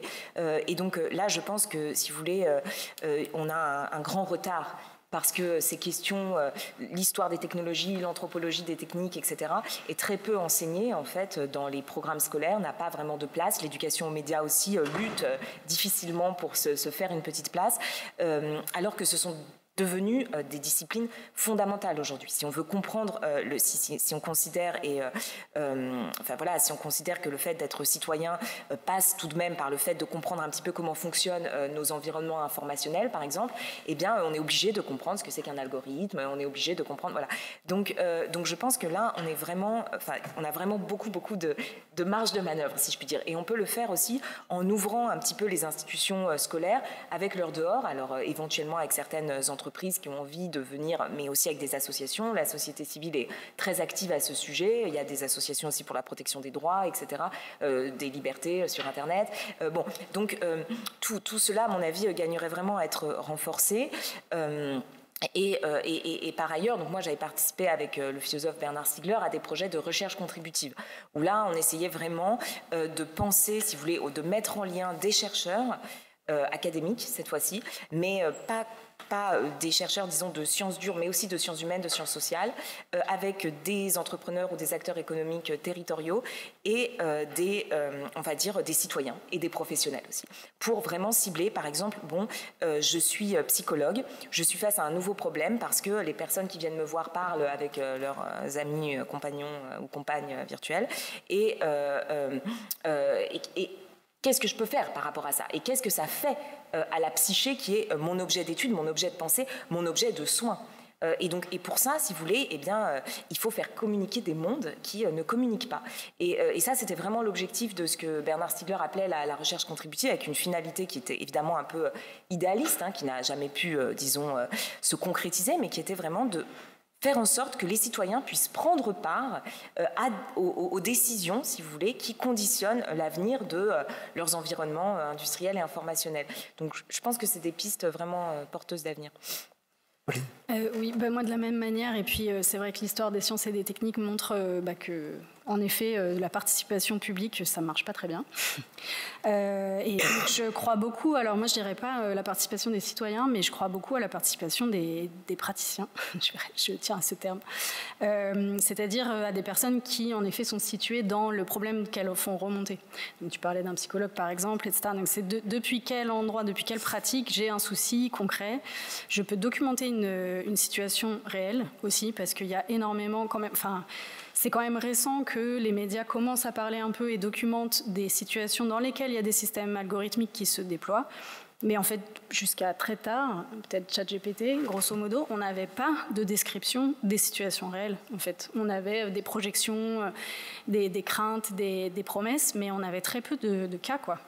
Donc je pense que déjà, il y a un travail énorme d'enquête, et là, en effet, tout le monde peut le faire, en fait, de dire, c'est quoi, ça peut être à l'échelle individuelle, à une échelle collective. Je crois beaucoup aux situations de travail, quand même. Je pense que dans le travail, il se déploie beaucoup de systèmes, et l'intégration de ces systèmes déplacent les chaînes de travail et font quand même pas mal de dégâts. Enfin, des cas que j'ai pu étudier, c'est quand même assez préoccupant, en fait, ce que ça génère. Donc je crois aussi beaucoup aux alliances avec les syndicats. Je pense que d'apprendre, d'avoir des outils aussi pour les organisations syndicales, qu'elles puissent faire, documenter... Ils s'intéressent ? Alors, ils s'y intéressent beaucoup, ça leur fait très peur. Est-ce qu'ils s'y intéressent de la bonne manière ? Il y a des initiatives, ils essayent d'en discuter, mais c'est vrai que c'est un sujet compliqué. Il y a une sorte pour ce que j'ai pu en voir, participer à quelques réunions interorganisations, il y a quand même une sorte disons que la promesse sociotechnique et cette idée d'un sens de l'histoire, que l'IA va arriver, que de toute façon c'est là et qu'on va devoir faire avec, est hyper présent. Et moi, je me pose beaucoup la question de comment ça se fait qu'on n'ait pas plus de résistance à cet endroit-là, de se dire, en fait, il y a des endroits où peut-être on n'a pas envie que ça se développe, c'est pas pertinent, où il y a trop de risques. Et en fait, il y a vraiment je crois que la rhétorique est tellement forte, que ce soit de dire que économiquement, géopolitiquement, voilà, que la course à l'IA est là et qu'il faut y aller, quoi. Et puis les politiques industrielles ont été largement aussi lancées. Donc il y a plein d'investissements qui ont été consentis, d'infrastructures qui existent. Donc il y a comme pas le message de se dire qu'à certains endroits on pourrait résister est pas très audible. Donc ça, c'est une première interrogation que j'ai. Et puis après, peut-être outillé sur comment est-ce qu'on fait des enquêtes précises à partir de cas, dans lesquels on arrive aussi à retracer toute la chaîne sociotechnique, parce que le problème aussi des systèmes d'IA, c'est qu'ils sont, c'est gigantesque, si on essaye de décrire ce que c'est. Je vous invite, il y a des personnes qui se sont essayées à faire des cartographies un peu si on essaye de retracer que ce soit les données qui rentrent dans le système, qui annote ces données, comment elles sont entraînées ensuite, comment elles sont... tout le côté conception des fonctions objectifs et de toute la machine et de toutes les mathématiques qui vont avec, mais après leur intégration, qu'est-ce que ça déplace dans les chaînes de travail, quelles interfaces sont utilisées, etc. Enfin, ça fait des chaînes sociotechniques avec des intermédiations dans tous les sens.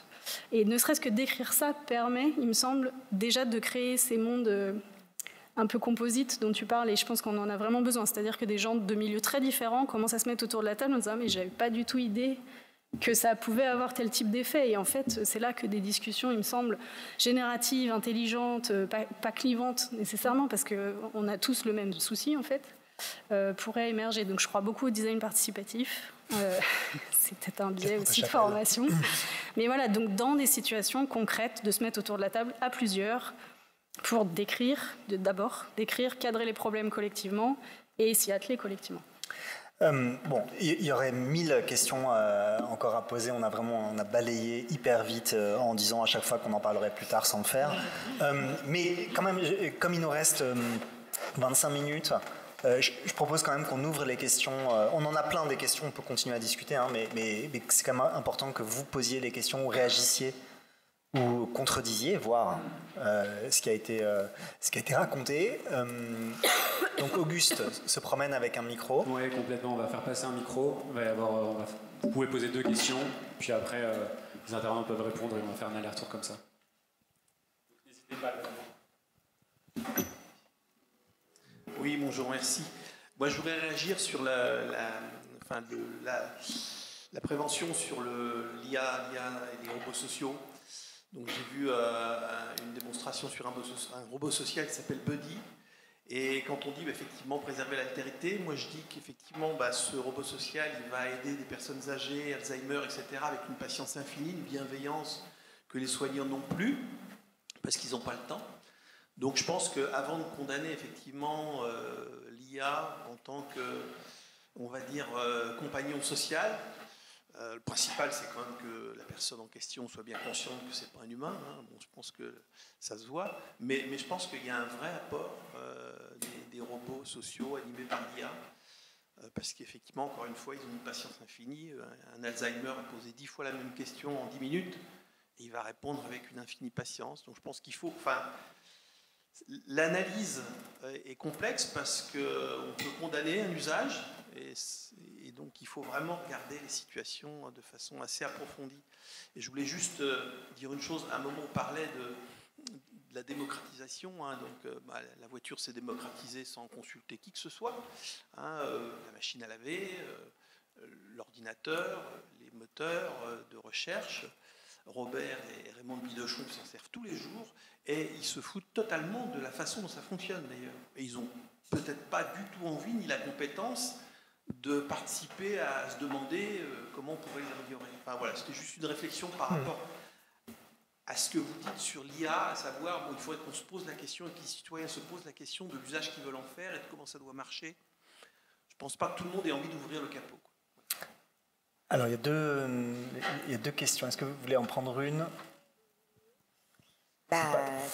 Oui, elles sont toutes les deux énormes, donc je vais pas pouvoir répondre. Après, je pense que pour des raisons que j'ai un tout petit peu évoquées, mais trop rapidement, il est selon moi, encore une fois, fallacieux de comparer l'IA aujourd'hui telle qu'elle se déploie à une machine à laver ou à un four à micro-ondes. Je pense que vraiment, on est face à quelque chose qui n'a rien à voir d'un point de vue anthropologique. Je pourrais éventuellement y revenir un peu plus précisément, mais enfin, je voudrais plutôt parler de l'autre question qui me semble importante également. Vous voyez, je ne vais pas rentrer dans des questions philosophiques de savoir si, par exemple, un robot peut être patient, par exemple. Vous voyez, parce que là, ça nous amène à des questions. Pour être patient, il faut avoir une certaine attention au monde, une certaine conscience, une certaine perception de l'autre. Et précisément, moi, je crois que tout ça relève d'une anthropomorphisation de la machine. Hein. Donc, mais c'est pas vraiment le point sur lequel je voudrais insister. Je voudrais juste dire que ma position, quand j'ai un regard critique à l'égard de ces technologies-là, pour être sûr de ne pas avoir été mal comprise, c'est pas une position technophobe ou contre l'IA. Par exemple, je travaille avec une chercheuse qui est doctorante actuellement, qui travaille dans un EHPAD avec une IA générative qu'elle a nourrie avec les propos des personnes âgées qui perdent la mémoire. Donc c'est pas du tout ChatGPT, c'est pas c'est une IA c'est un modèle par contre qui était ouvert, hein, comme on l'a dit à l'instant, et c'est pour ça qu'elle a pu l'utiliser. Donc des chercheurs ont pu s'en emparer pour créer des usages qui sont tout à fait alternatifs de ceux que nous propose ChatGPT ou les Buddy, Friend, etc. Parce qu'ils ont tous des noms très originaux, vous voyez, c'est Buddy, Friend, ou ce genre de choses. Et donc, le point important ici, c'est que la technologie est un milieu de socialisation, si vous voulez. Et donc, et là, l'IA, donc les personnes qui n'arrivent plus à se raconter elles-mêmes, parce que c'est ça aussi, perdre la mémoire, c'est perdre la capacité de faire un récit de soi, grâce à ces dispositifs qui servent une sorte de prothèse, si vous voulez, de prothèse linguistique, vont leur permettre de retrouver une forme de capacité à agir, comme on disait tout à l'heure, et de se retrouver aussi peut-être elles-mêmes, mais avec quelqu'un, une chercheuse en l'occurrence, qui travaille sur ces questions de manière très profonde et complexe, et qui les entoure, qui les encadre. Et là, on est face à, si vous voulez, l'usage est socialisant, si je puis dire. Et donc voilà, je crois que ce sont ce type de questions qui sont très importantes. C'est est-ce que la technologie vient prendre la place d'un autre ? On a l'habitude de dire humain, ou pensant, ou conscient, mais en réalité, on ne sait pas très bien ce qu'on veut dire la plupart du temps quand on utilise ces termes. Et puis, ou bien si la technologie vient servir de milieu de socialisation et de soins.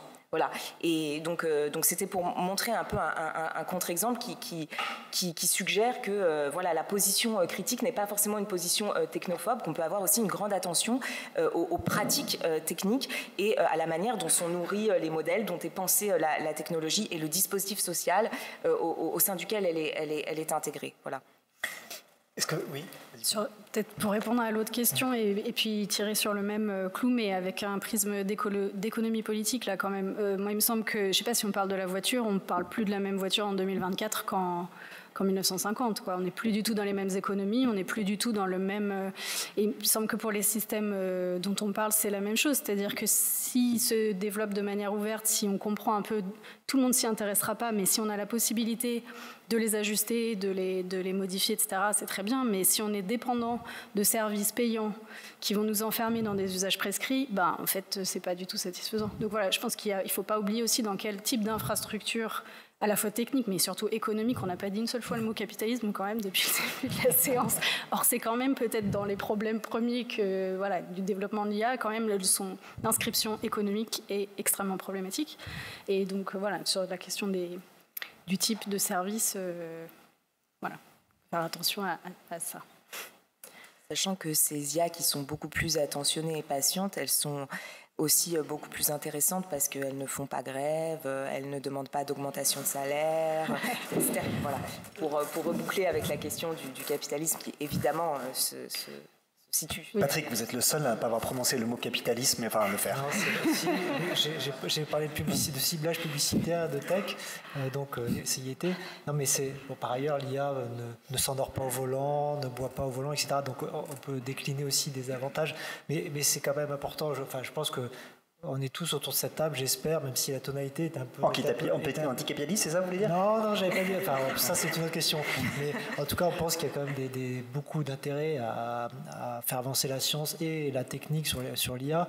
En tout cas, moi, je ne ferais pas ce métier si je n'en avais pas la conviction. Et évidemment, on en a peu parlé, mais les cas d'usage, les domaines entiers d'usage bénéfiques sont...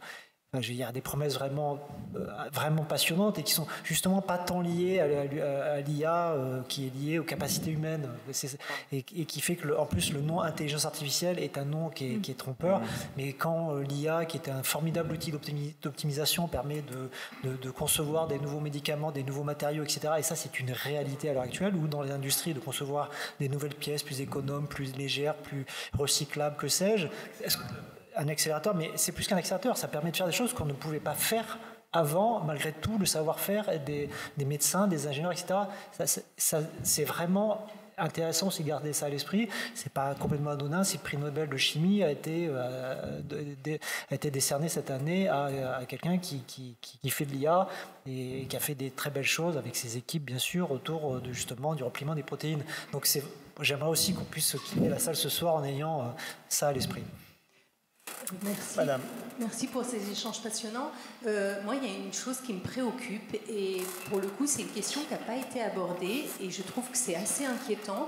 C'est la manière dont finalement les réseaux sociaux utilisent les contenus pour récupérer les datas et que finalement ce fonctionnement, c'est-à-dire la récupération des contenus pour récupérer les datas, permet de financer des outils digitaux, donc on s'y retrouve quand on travaille dans le digital, mais qui va dévaloriser profondément les contenus. Et on le voit aujourd'hui, parce qu'aujourd'hui, les gens ne veulent plus payer pour des choses qui sont issues d'un travail et qui issues d'une réflexion. On ne paye plus pour un article, on va le regarder sur Internet.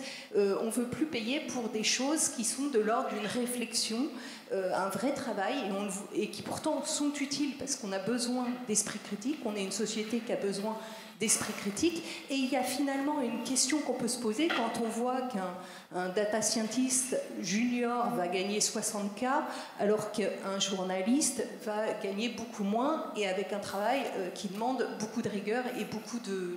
Donc il y a une question économique. Et finalement, on l'aborde assez peu, cette question économique, et pourtant elle nous concerne tous. Et moi, je ne crois pas que ce soit souhaitable d'être dans une société où les gens qui sont dans le digital sont bien payés et ceux qui sont dans le contenu sont mal payés. Moi, je comprends complètement qu'on paye mieux un data scientist qu'un journaliste. Hein, mais, franchement, c'est pas un métier d'avenir. Mais... vous voulez réagir, pardon ? Non, je crois que ça, on n'a pas attendu l'IA pour être dans la situation que vous avez décrite sur la dévalorisation des contenus par les réseaux sociaux et Internet de manière générale. Mais je pense que l'IA actuelle, qui s'est par ailleurs beaucoup nourrie de ces contenus, pas tant des réseaux sociaux d'ailleurs, pour entraîner une IA à parler, autrement elle ne parlerait pas aussi bien qu'elle ne parle à l'heure actuelle, mais effectivement l'IA est en train d'accélérer ou d'exacerber ces choses-là, ça c'est certain. Après, pour ce qui est de la partie économique, des salaires, etc., alors là, il faut qu'on parle de capitalisme pour le coup. Moi, je suis assez contre que des joueurs de foot gagnent beaucoup plus que des journalistes, par ailleurs, etc. etc. Non, mais ce que je veux dire, c'est que là, on est dans un monde d'offres et de demandes, et je dis pas que c'est bien, je dis simplement que ça excède et de très très loin la question du digital. Oui, mais il y a une question très concrète, c'est-à-dire qu'on en discutait avec ces jeunes polytechniciens fringants. C'est-à-dire qu'ils sortent, ils sont excellents, ils peuvent se vendre partout. Pourquoi ils iraient travailler dans un ministère en France où ils seront payés 10 fois moins que chez DeepMind ou je ne sais pas quoi. Ça, c'est une question extrêmement concrète. Et eux, ils réfléchissent, ils pensent, ils sont critiques vis-à-vis des technologies, etc. Comment ? Il ne faut pas les laisser partir. Oui, mais ça, c'est une question très concrète. Oui, alors quand même, la fonction publique a revalorisé les salaires des gens qui travaillent dans le numérique. Ça, c'est vrai. Il faut quand même le savoir, parce que c'est une question qui se pose du coup même à l'endroit de grilles de salaire qui étaient normalement un peu stabilisées. Donc moi, je trouve que c'est une question très légitime. Mais du coup, ça crée des disparités. C'est-à-dire que si vous travaillez dans le numérique, dans la fonction publique, vous êtes mieux payé à niveau égal quand vous ne travaillez pas dans le numérique. Mais c'est pas un problème, ça. Ça pose les questions que Madame soulevait, avec lesquelles je partage. Enfin, je trouve que, notamment quand en plus le travail qu'ils ou elles font peuvent littéralement mettre fin à des jobs qui existaient, qui étaient moins valorisés. Enfin, moi, je trouve que c'est des fils là encore, je pense que l'idée n'est pas de mettre en opposition, de diviser les uns contre les autres, parce que ça me paraît être vraiment la cata, enfin, vraiment pas la manière justement de composer ces mondes qui prennent conscience en fait de ce qui s'infrastructure collectivement, mais depuis son endroit, on le voit pas forcément. Mais par contre, de mettre ces questions autour de la table, comme la question de la valeur, enfin, la redistribution de la valeur des données produites, est une question, pour le coup, elle a été déjà pas mal soulevée, et des collectifs essayent de s'en emparer pour l'instant, sans trop de succès, mais c'est une bonne question aussi. Pardon de vous poser la question extrêmement vulgairement.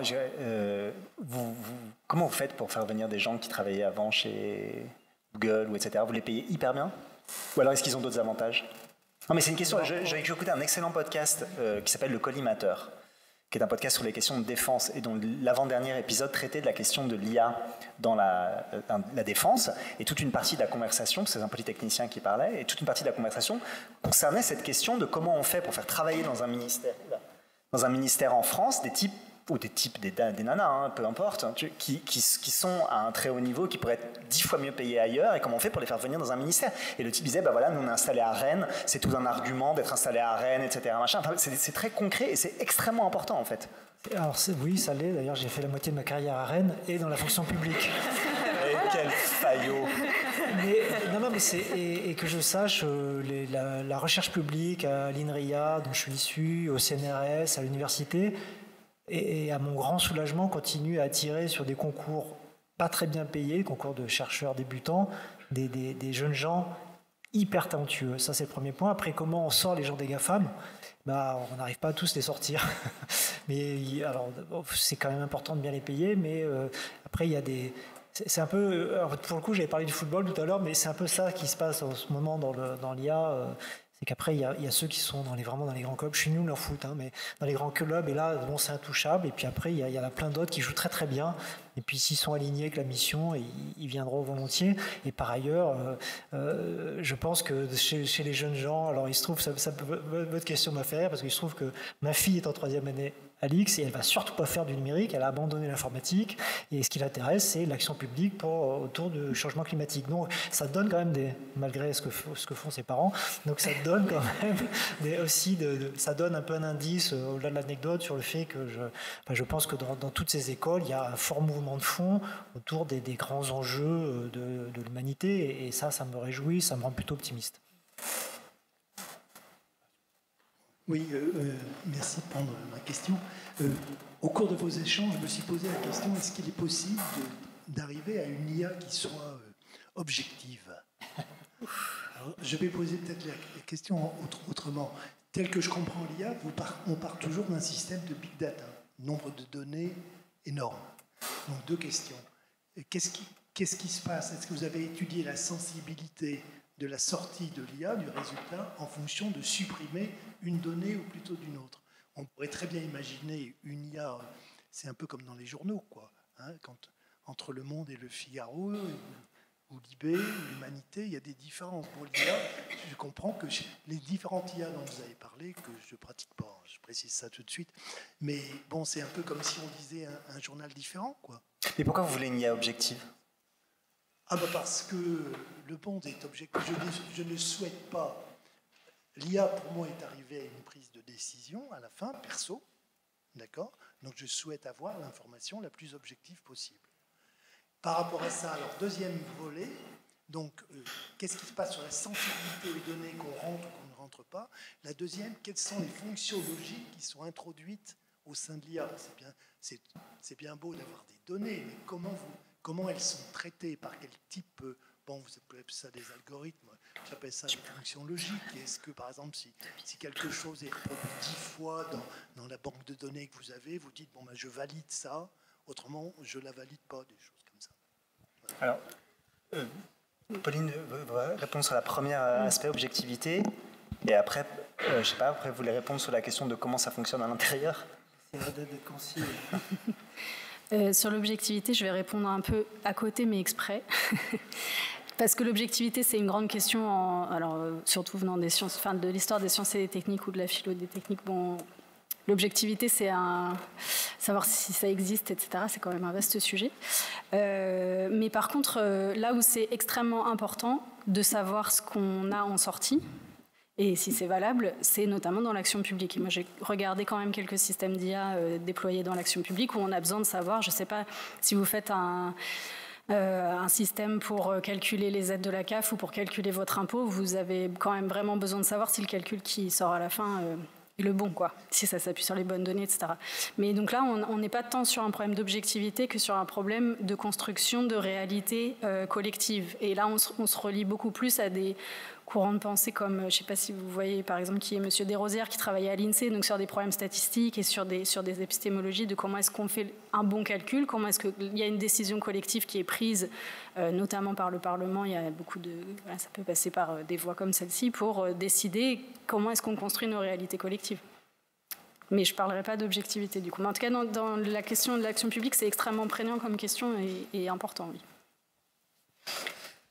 L'objectivité, alors plusieurs choses. D'une part, toutes les IA ne sont pas basées sur des big data. Il y a des petites IA très spécifiques, basées sur peu de données, où c'est plus facile effectivement d'analyser l'influence de certaines données d'entraînement. Alors même les grandes IA, c'est une question qu'on peut se poser, y compris... Il y a plein d'études sur qu'est-ce qui se passe si on enlève une donnée d'entraînement, etc. Quelle est l'influence sur la sortie? Ça relève de l'explicabilité, ça relève de la transparence. Ça c'est utile pour plein de questions très importantes sur les grands modèles en particulier, donc ceux qui se nourrissent de gigantesques bases de données, en gros Internet.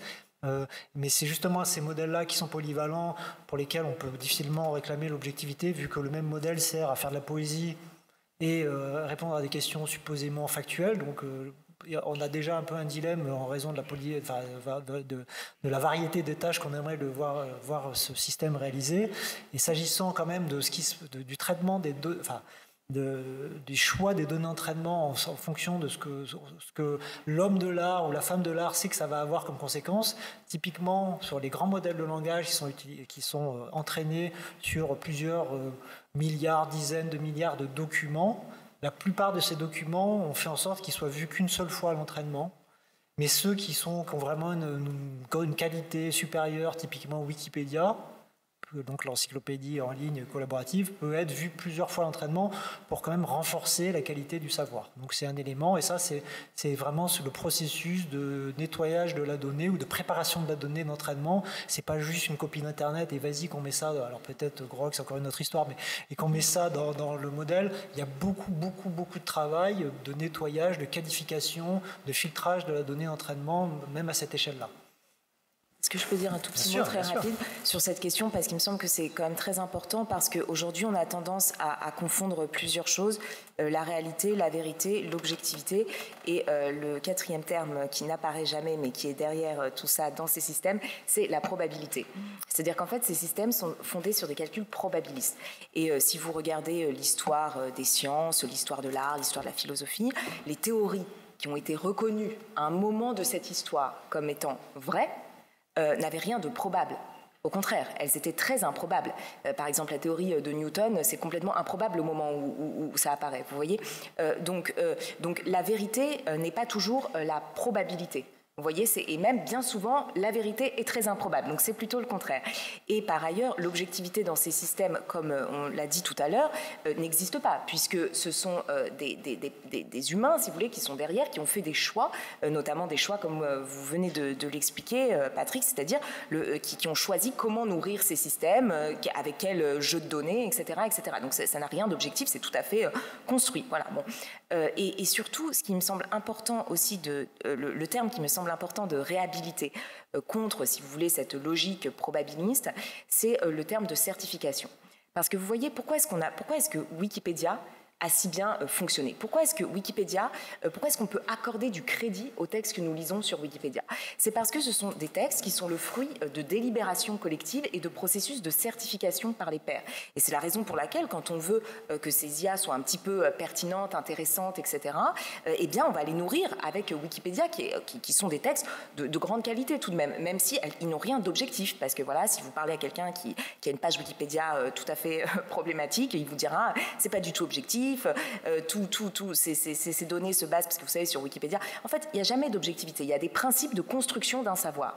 Et sur Wikipédia, par exemple, l'un des principes de construction, si vous écrivez un article sur Wikipédia, vous devez le sourcer avec des articles qui sont déjà parus dans la presse. Donc c'est à la fois très bien, ça permet de sourcer, mais ça pose aussi des problèmes, parce que si vous voulez dire quelque chose qui n'a pas déjà été dit par d'autres médias, c'est plus compliqué, etc., etc. Mais en revanche, c'est un système, qui soit objectif ou pas, c'est peut-être pas tant la question. Ce qui est important, c'est que c'est un système certifié par les pairs, selon un certain nombre de critères qui sont transparents, c'est-à-dire qu'on peut savoir quels choix ont été faits et pourquoi. Ce qui n'est pas du tout le cas dans des systèmes qui sont hermétiques, où il y a des décisions qui ont été prises en amont et qui fonctionnent sur des calculs probabilistes.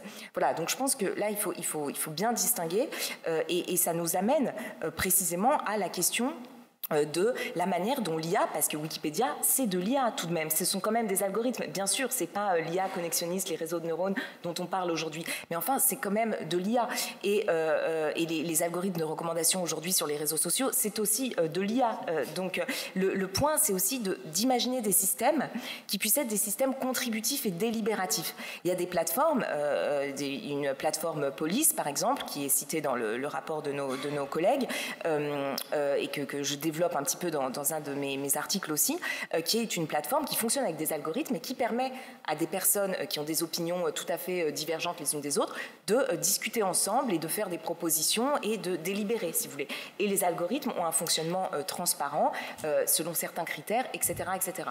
Et là, on a une utilisation de l'algorithmie, si je puis dire, qui est tout à fait vertueuse, non pas pour construire de l'objectivité, mais pour construire de la certification ou du consensus, et en fait pour tout simplement la délibération collective qui est le cœur de l'activité politique. Donc voilà. Ma question, bonsoir, est d'un point de vue des entreprises. Aujourd'hui, les grands pôles d'IA, en particulier l'IA générative, sont vraiment poussés et développés par les États-Unis et la Chine. L'Union européenne ne compte pas réellement comme acteur industriel. De ce que je peux observer, c'est que dans les entreprises, tout le monde veut un petit peu son IA et que c'est développé de manière innovante parce qu'il faut développer l'IA. Il y a un sujet qu'on n'a pas abordé, vous avez raison, c'est la question économique et le système de financement et de fonctionnement de l'IA et qui est quand même incontournable, ce qui fait que c'est réellement un tsunami sur lequel, quand on est du point de vue de l'entreprise, je ne suis pas sûr qu'on puisse résister. D'autre part, et quand je dis résister, ce n'est pas d'un point de vue négatif, c'est ce que vous avez abordé comme le sujet de la démocratisation de ces sujets. Ce que j'observe également, c'est que les grands acteurs de l'IA et de l'IA générative, comme Microsoft entre autres, ont supprimé quasiment au minimum, voire totalement, toute leur direction de réflexion autour de l'éthique et de la responsabilité au niveau du code. Donc moi, la question que je vous pose, c'est l'intitulé de la conférence concerne aussi l'émergence d'alternatives et finalement, vous avez peu abordé ces sujets d'alternatives.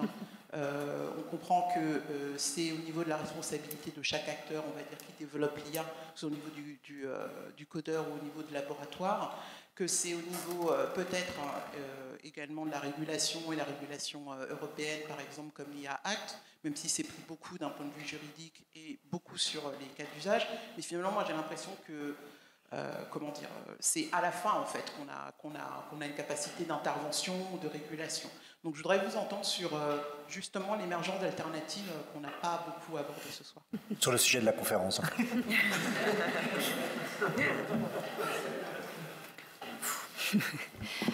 Merci.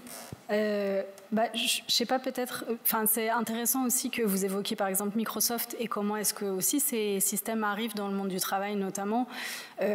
Pourquoi Microsoft? Parce que la suite Microsoft est sur à peu près tous les postes de travail. Voilà. Si c'est pas Google Workspace, c'est Microsoft. Donc Copilot arrive par là. Donc cette question de l'intégration, c'est vrai qu'elle est hyper importante. Elle est peu vue. C'est-à-dire on va beaucoup se concentrer en effet sur la question des concepteurs, de ceux qui font de la recherche ou qui développent des modèles innovants, mais la question de comment ça arrive dans le monde est peut-être un peu moins prégnante. Et d'ailleurs, c'est intéressant parce qu'on a parlé de ChatGPT. ChatGPT est arrivé dans le monde du travail par les travailleurs. C'est d'ailleurs dans les études syndicales qu'on a, ce qui pose énormément de questions évidemment aux syndicats, parce que tout d'un coup, ils ont un outil qui n'est pas imposé par les directions, mais dont il faut aussi se saisir et puis discuter des enjeux, etc. Donc c'est intéressant. Mais il est vrai que beaucoup arrivent en fait aussi par ce qui est déjà installé dans les grandes boîtes notamment, et donc ces questions-là, et c'est là où je trouve que c'est vrai qu'on a envie de cadrer les sujets par rapport à la spécificité de l'IA, mais il y a d'autres enjeux qui méritent qu'on recrée des liens historiques aussi avec des phénomènes de numérisation qui se sont développés depuis en fait assez longtemps. Et comment est-ce qu'on fait pour les inverser? Et c'est vrai que moi, par exemple, j'ai pu travailler sur cette question par rapport à l'éducation et à la question de pourquoi Microsoft dans les écoles. Bon, en fait, là encore, on retrouve finalement des prises et des choix politiques très précis. On sait qui les a pris, quand. Il y a eu d'ailleurs des collectifs qui se sont mobilisés pour pas que ça se fasse. Bon, c'est des sujets sur lesquels il y a quand même des choses à inventer et des alliances à créer, il me semble, pour faire valoir que un enseignant qui n'a pas la main sur son système informatique dans sa classe, c'est un problème. Qui doit subir un système Microsoft parce qu'il n'a pas le choix de ses outils, c'est un problème. Et qu'en fait, il y a pas mal de collectifs qui mélangent tout un tas de gens, qui développent des outils libres, qui en fait font aussi leurs preuves, et qui, s'ils avaient bénéficié justement d'attention et de moyens économiques à hauteur de ce qu'on met dans d'autres politiques publiques et dans d'autres choix industriels, en fait, il y aurait vraiment moyen de créer des alternatives. Et sur la question géopolitique, qui est un des aspects de début de votre question, donc c'est aussi est-ce qu'il y a une alternative à la lutte entre les États-Unis et la Chine? Est-ce que... C'est compliqué, mais il y a quand même des choses Il y a quand même des choses intéressantes ou des alternatives qui sont essayées. Le laboratoire que je dirige est à sa mesure une forme d'innovation. Mais c'est vrai qu'il y a une question qui rend compliqué ça, c'est que les acteurs les plus puissants de l'IA, ce sont historiquement les acteurs de l'Internet, en fait. Et de fait, l'Europe n'a pas de géant. C'est un constat après, mais qui joue à plein là, s'agissant de l'IA, n'a pas de géant issu de l'Internet. Associé à ça, il y a le problème de à quel point ces technologies-là, à l'heure actuelle, sont hyper coûteuses en termes de ressources de calcul en particulier et de talents assez rares, ce qui permet effectivement aux groupes les plus puissants de la planète, qui en plus pour certains sont eux-mêmes des acteurs du cloud, donc ils ont eux-mêmes les machines, enfin bref, pour eux il y a un cercle vertueux qui fait que n'ayant pas ces géants-là en Europe, c'est un peu compliqué d'aller frontalement. Bon, après ils sont tellement occupés à se taper dessus entre eux et entre les deux parties du monde qu'il y a peut-être des choses intéressantes. Si on avait dit, alors certes, OpenAI est américain, mais si on avait dit il y a 2 ans que Google et Microsoft commenceraient à courir comme des poulets sans tête parce que d'un coup ils se demandaient si cette start-up qui nulle part n'allait pas renverser leur monopole, par exemple celui du moteur de recherche. Enfin, financé par Musk et Thiel quand même. Oui, mais ce que je veux dire par là, c'est que qui aurait pensé il y a 2 ans que Google serait inquiet sur son cœur de métier. Ça, je trouve ça hyper intéressant. Alors, effectivement, ils ont été inquiétés par une start-up américaine. Donc, mais peut-être que des start-up françaises, il y en a certaines qui émergent, pourront faire ce genre de choses. En tout cas, c'est vrai que le combat est un peu compliqué. Il faut essayer de réfléchir, s'agissant en particulier des grands modèles de langage. Je pense qu'il y a vraiment des choses à réfléchir au niveau de l'Europe. On ne l'a pas évoqué, donc on ne l'évoquera pas ce soir désormais.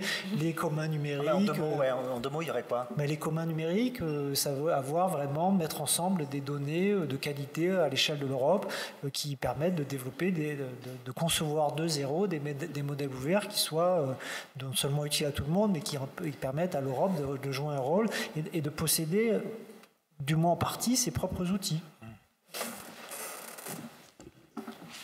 Dernière question sur justement cette recherche contributive. J'estime que là, on a vraiment des contributions pertinentes avec l'ensemble d'un panel qui peut potentiellement interroger sur la fabrique de la loi. Parce que derrière, refonder une politique scientifique, industrielle et sociale, c'est peut-être l'idée de faire émerger une norme qui viennent du droit des usages d'un droit vivant, parce qu'on dit tout le temps l'Europe régule pendant que les États-Unis et la Chine font le commerce et font la loi. Je voudrais juste faire un pas de côté sur cette fabrique de la loi et dire que le Data Governance Act, notamment, a l'ambition de créer des modèles européens en mutualisant les données, et donc en créant, peut-être en rendant obsolètes les modèles sino-américains. Donc en tout cas, c'est l'ambition européenne, puisque les États-Unis n'ont pas un data layer, un lien entre les différents secteurs. Donc c'est l'ambition. Donc l'idée là d'une vraie alternative, ce serait s'interroger sur comment on fabrique aujourd'hui la loi. Voilà. Vous êtes juriste, non? Est-ce que vous avez quelque chose à répondre? C'est vous qui êtes les arbitres. Oui, c'est la dernière question. On peut y répondre. Alors, soit vous répondez, mais en même temps, est-ce que c'était vraiment une question? J'ai pas l'impression. Là, c'est un bac à sable. On fait émerger un bac à sable pour trouver les bons usages de l'IA. Anne. Peut-être. Vous êtes philosophe, c'est le problème d'être philosophe, c'est que c'est à vous qu'on demande.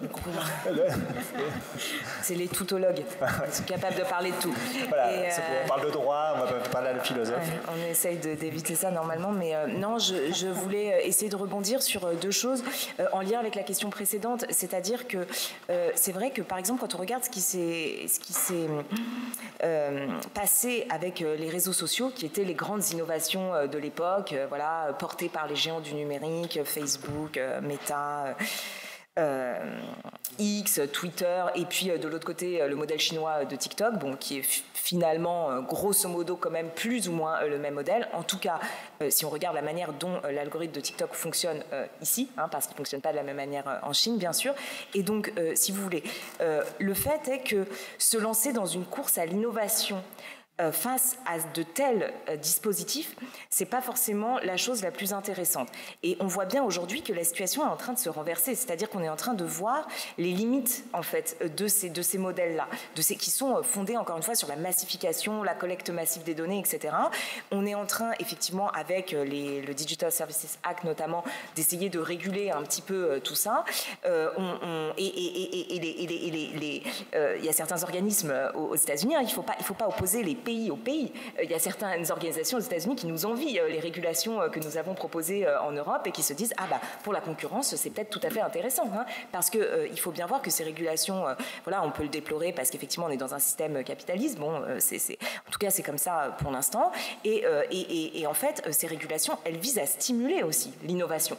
C'est-à-dire que réguler ces géants-là, c'est une manière aussi d'ouvrir des alternatives possibles. Et je voulais citer un exemple spécifique dans le cas des réseaux sociaux qui porte sur les algorithmes de recommandation. C'est-à-dire qu'aujourd'hui, un réseau social a une hégémonie sur son algorithme de recommandation. Mais le fait de les réguler sur ce point, vous savez que ça pose plein de problèmes en termes de désinformation, de captation de l'attention, de bulles informationnelles, de chambres d'écho, etc. C'est un énorme problème. Et donc, on essaye voilà, le Digital Services Act essaye d'agir pour limiter un petit peu ces enjeux. Et une telle régulation peut ouvrir le développement d'autres algorithmes de recommandation alternatifs qui peuvent être produits par des entreprises, par des médias, etc. Et donc stimuler l'innovation. Vous voyez, c'est-à-dire que le monopole, l'hégémonie n'est pas toujours intéressant, même d'un point de vue économique et industriel. Et donc là, je crois que Patrick a cité aussi tout à l'heure un certain nombre d'exemples de cas, si vous voulez, dans la médecine, dans les voitures autonomes peut-être. Enfin, moi, je connais absolument pas ces sujets, donc justement, je vais pas faire la tautologue. Mais disons que il y a peut-être d'autres choses à inventer de ce point de vue-là. Et enfin, moi, je crois beaucoup à cette idée d'essayer de créer des plateformes algorithmiques au service du commun, justement, de la contribution, de la délibération collective, et non pas des IA qui automatisent nos comportements. Et je pense que là, on a il y a plein d'exemples de ces technologies qui existent, qui sont à de toutes petites échelles, mais qui auraient pu permettre des choses extraordinaires si elles avaient été portées politiquement, économiquement et médiatiquement aussi. Voilà. Génial. Merci beaucoup. Merci, avocate, pour cette discussion.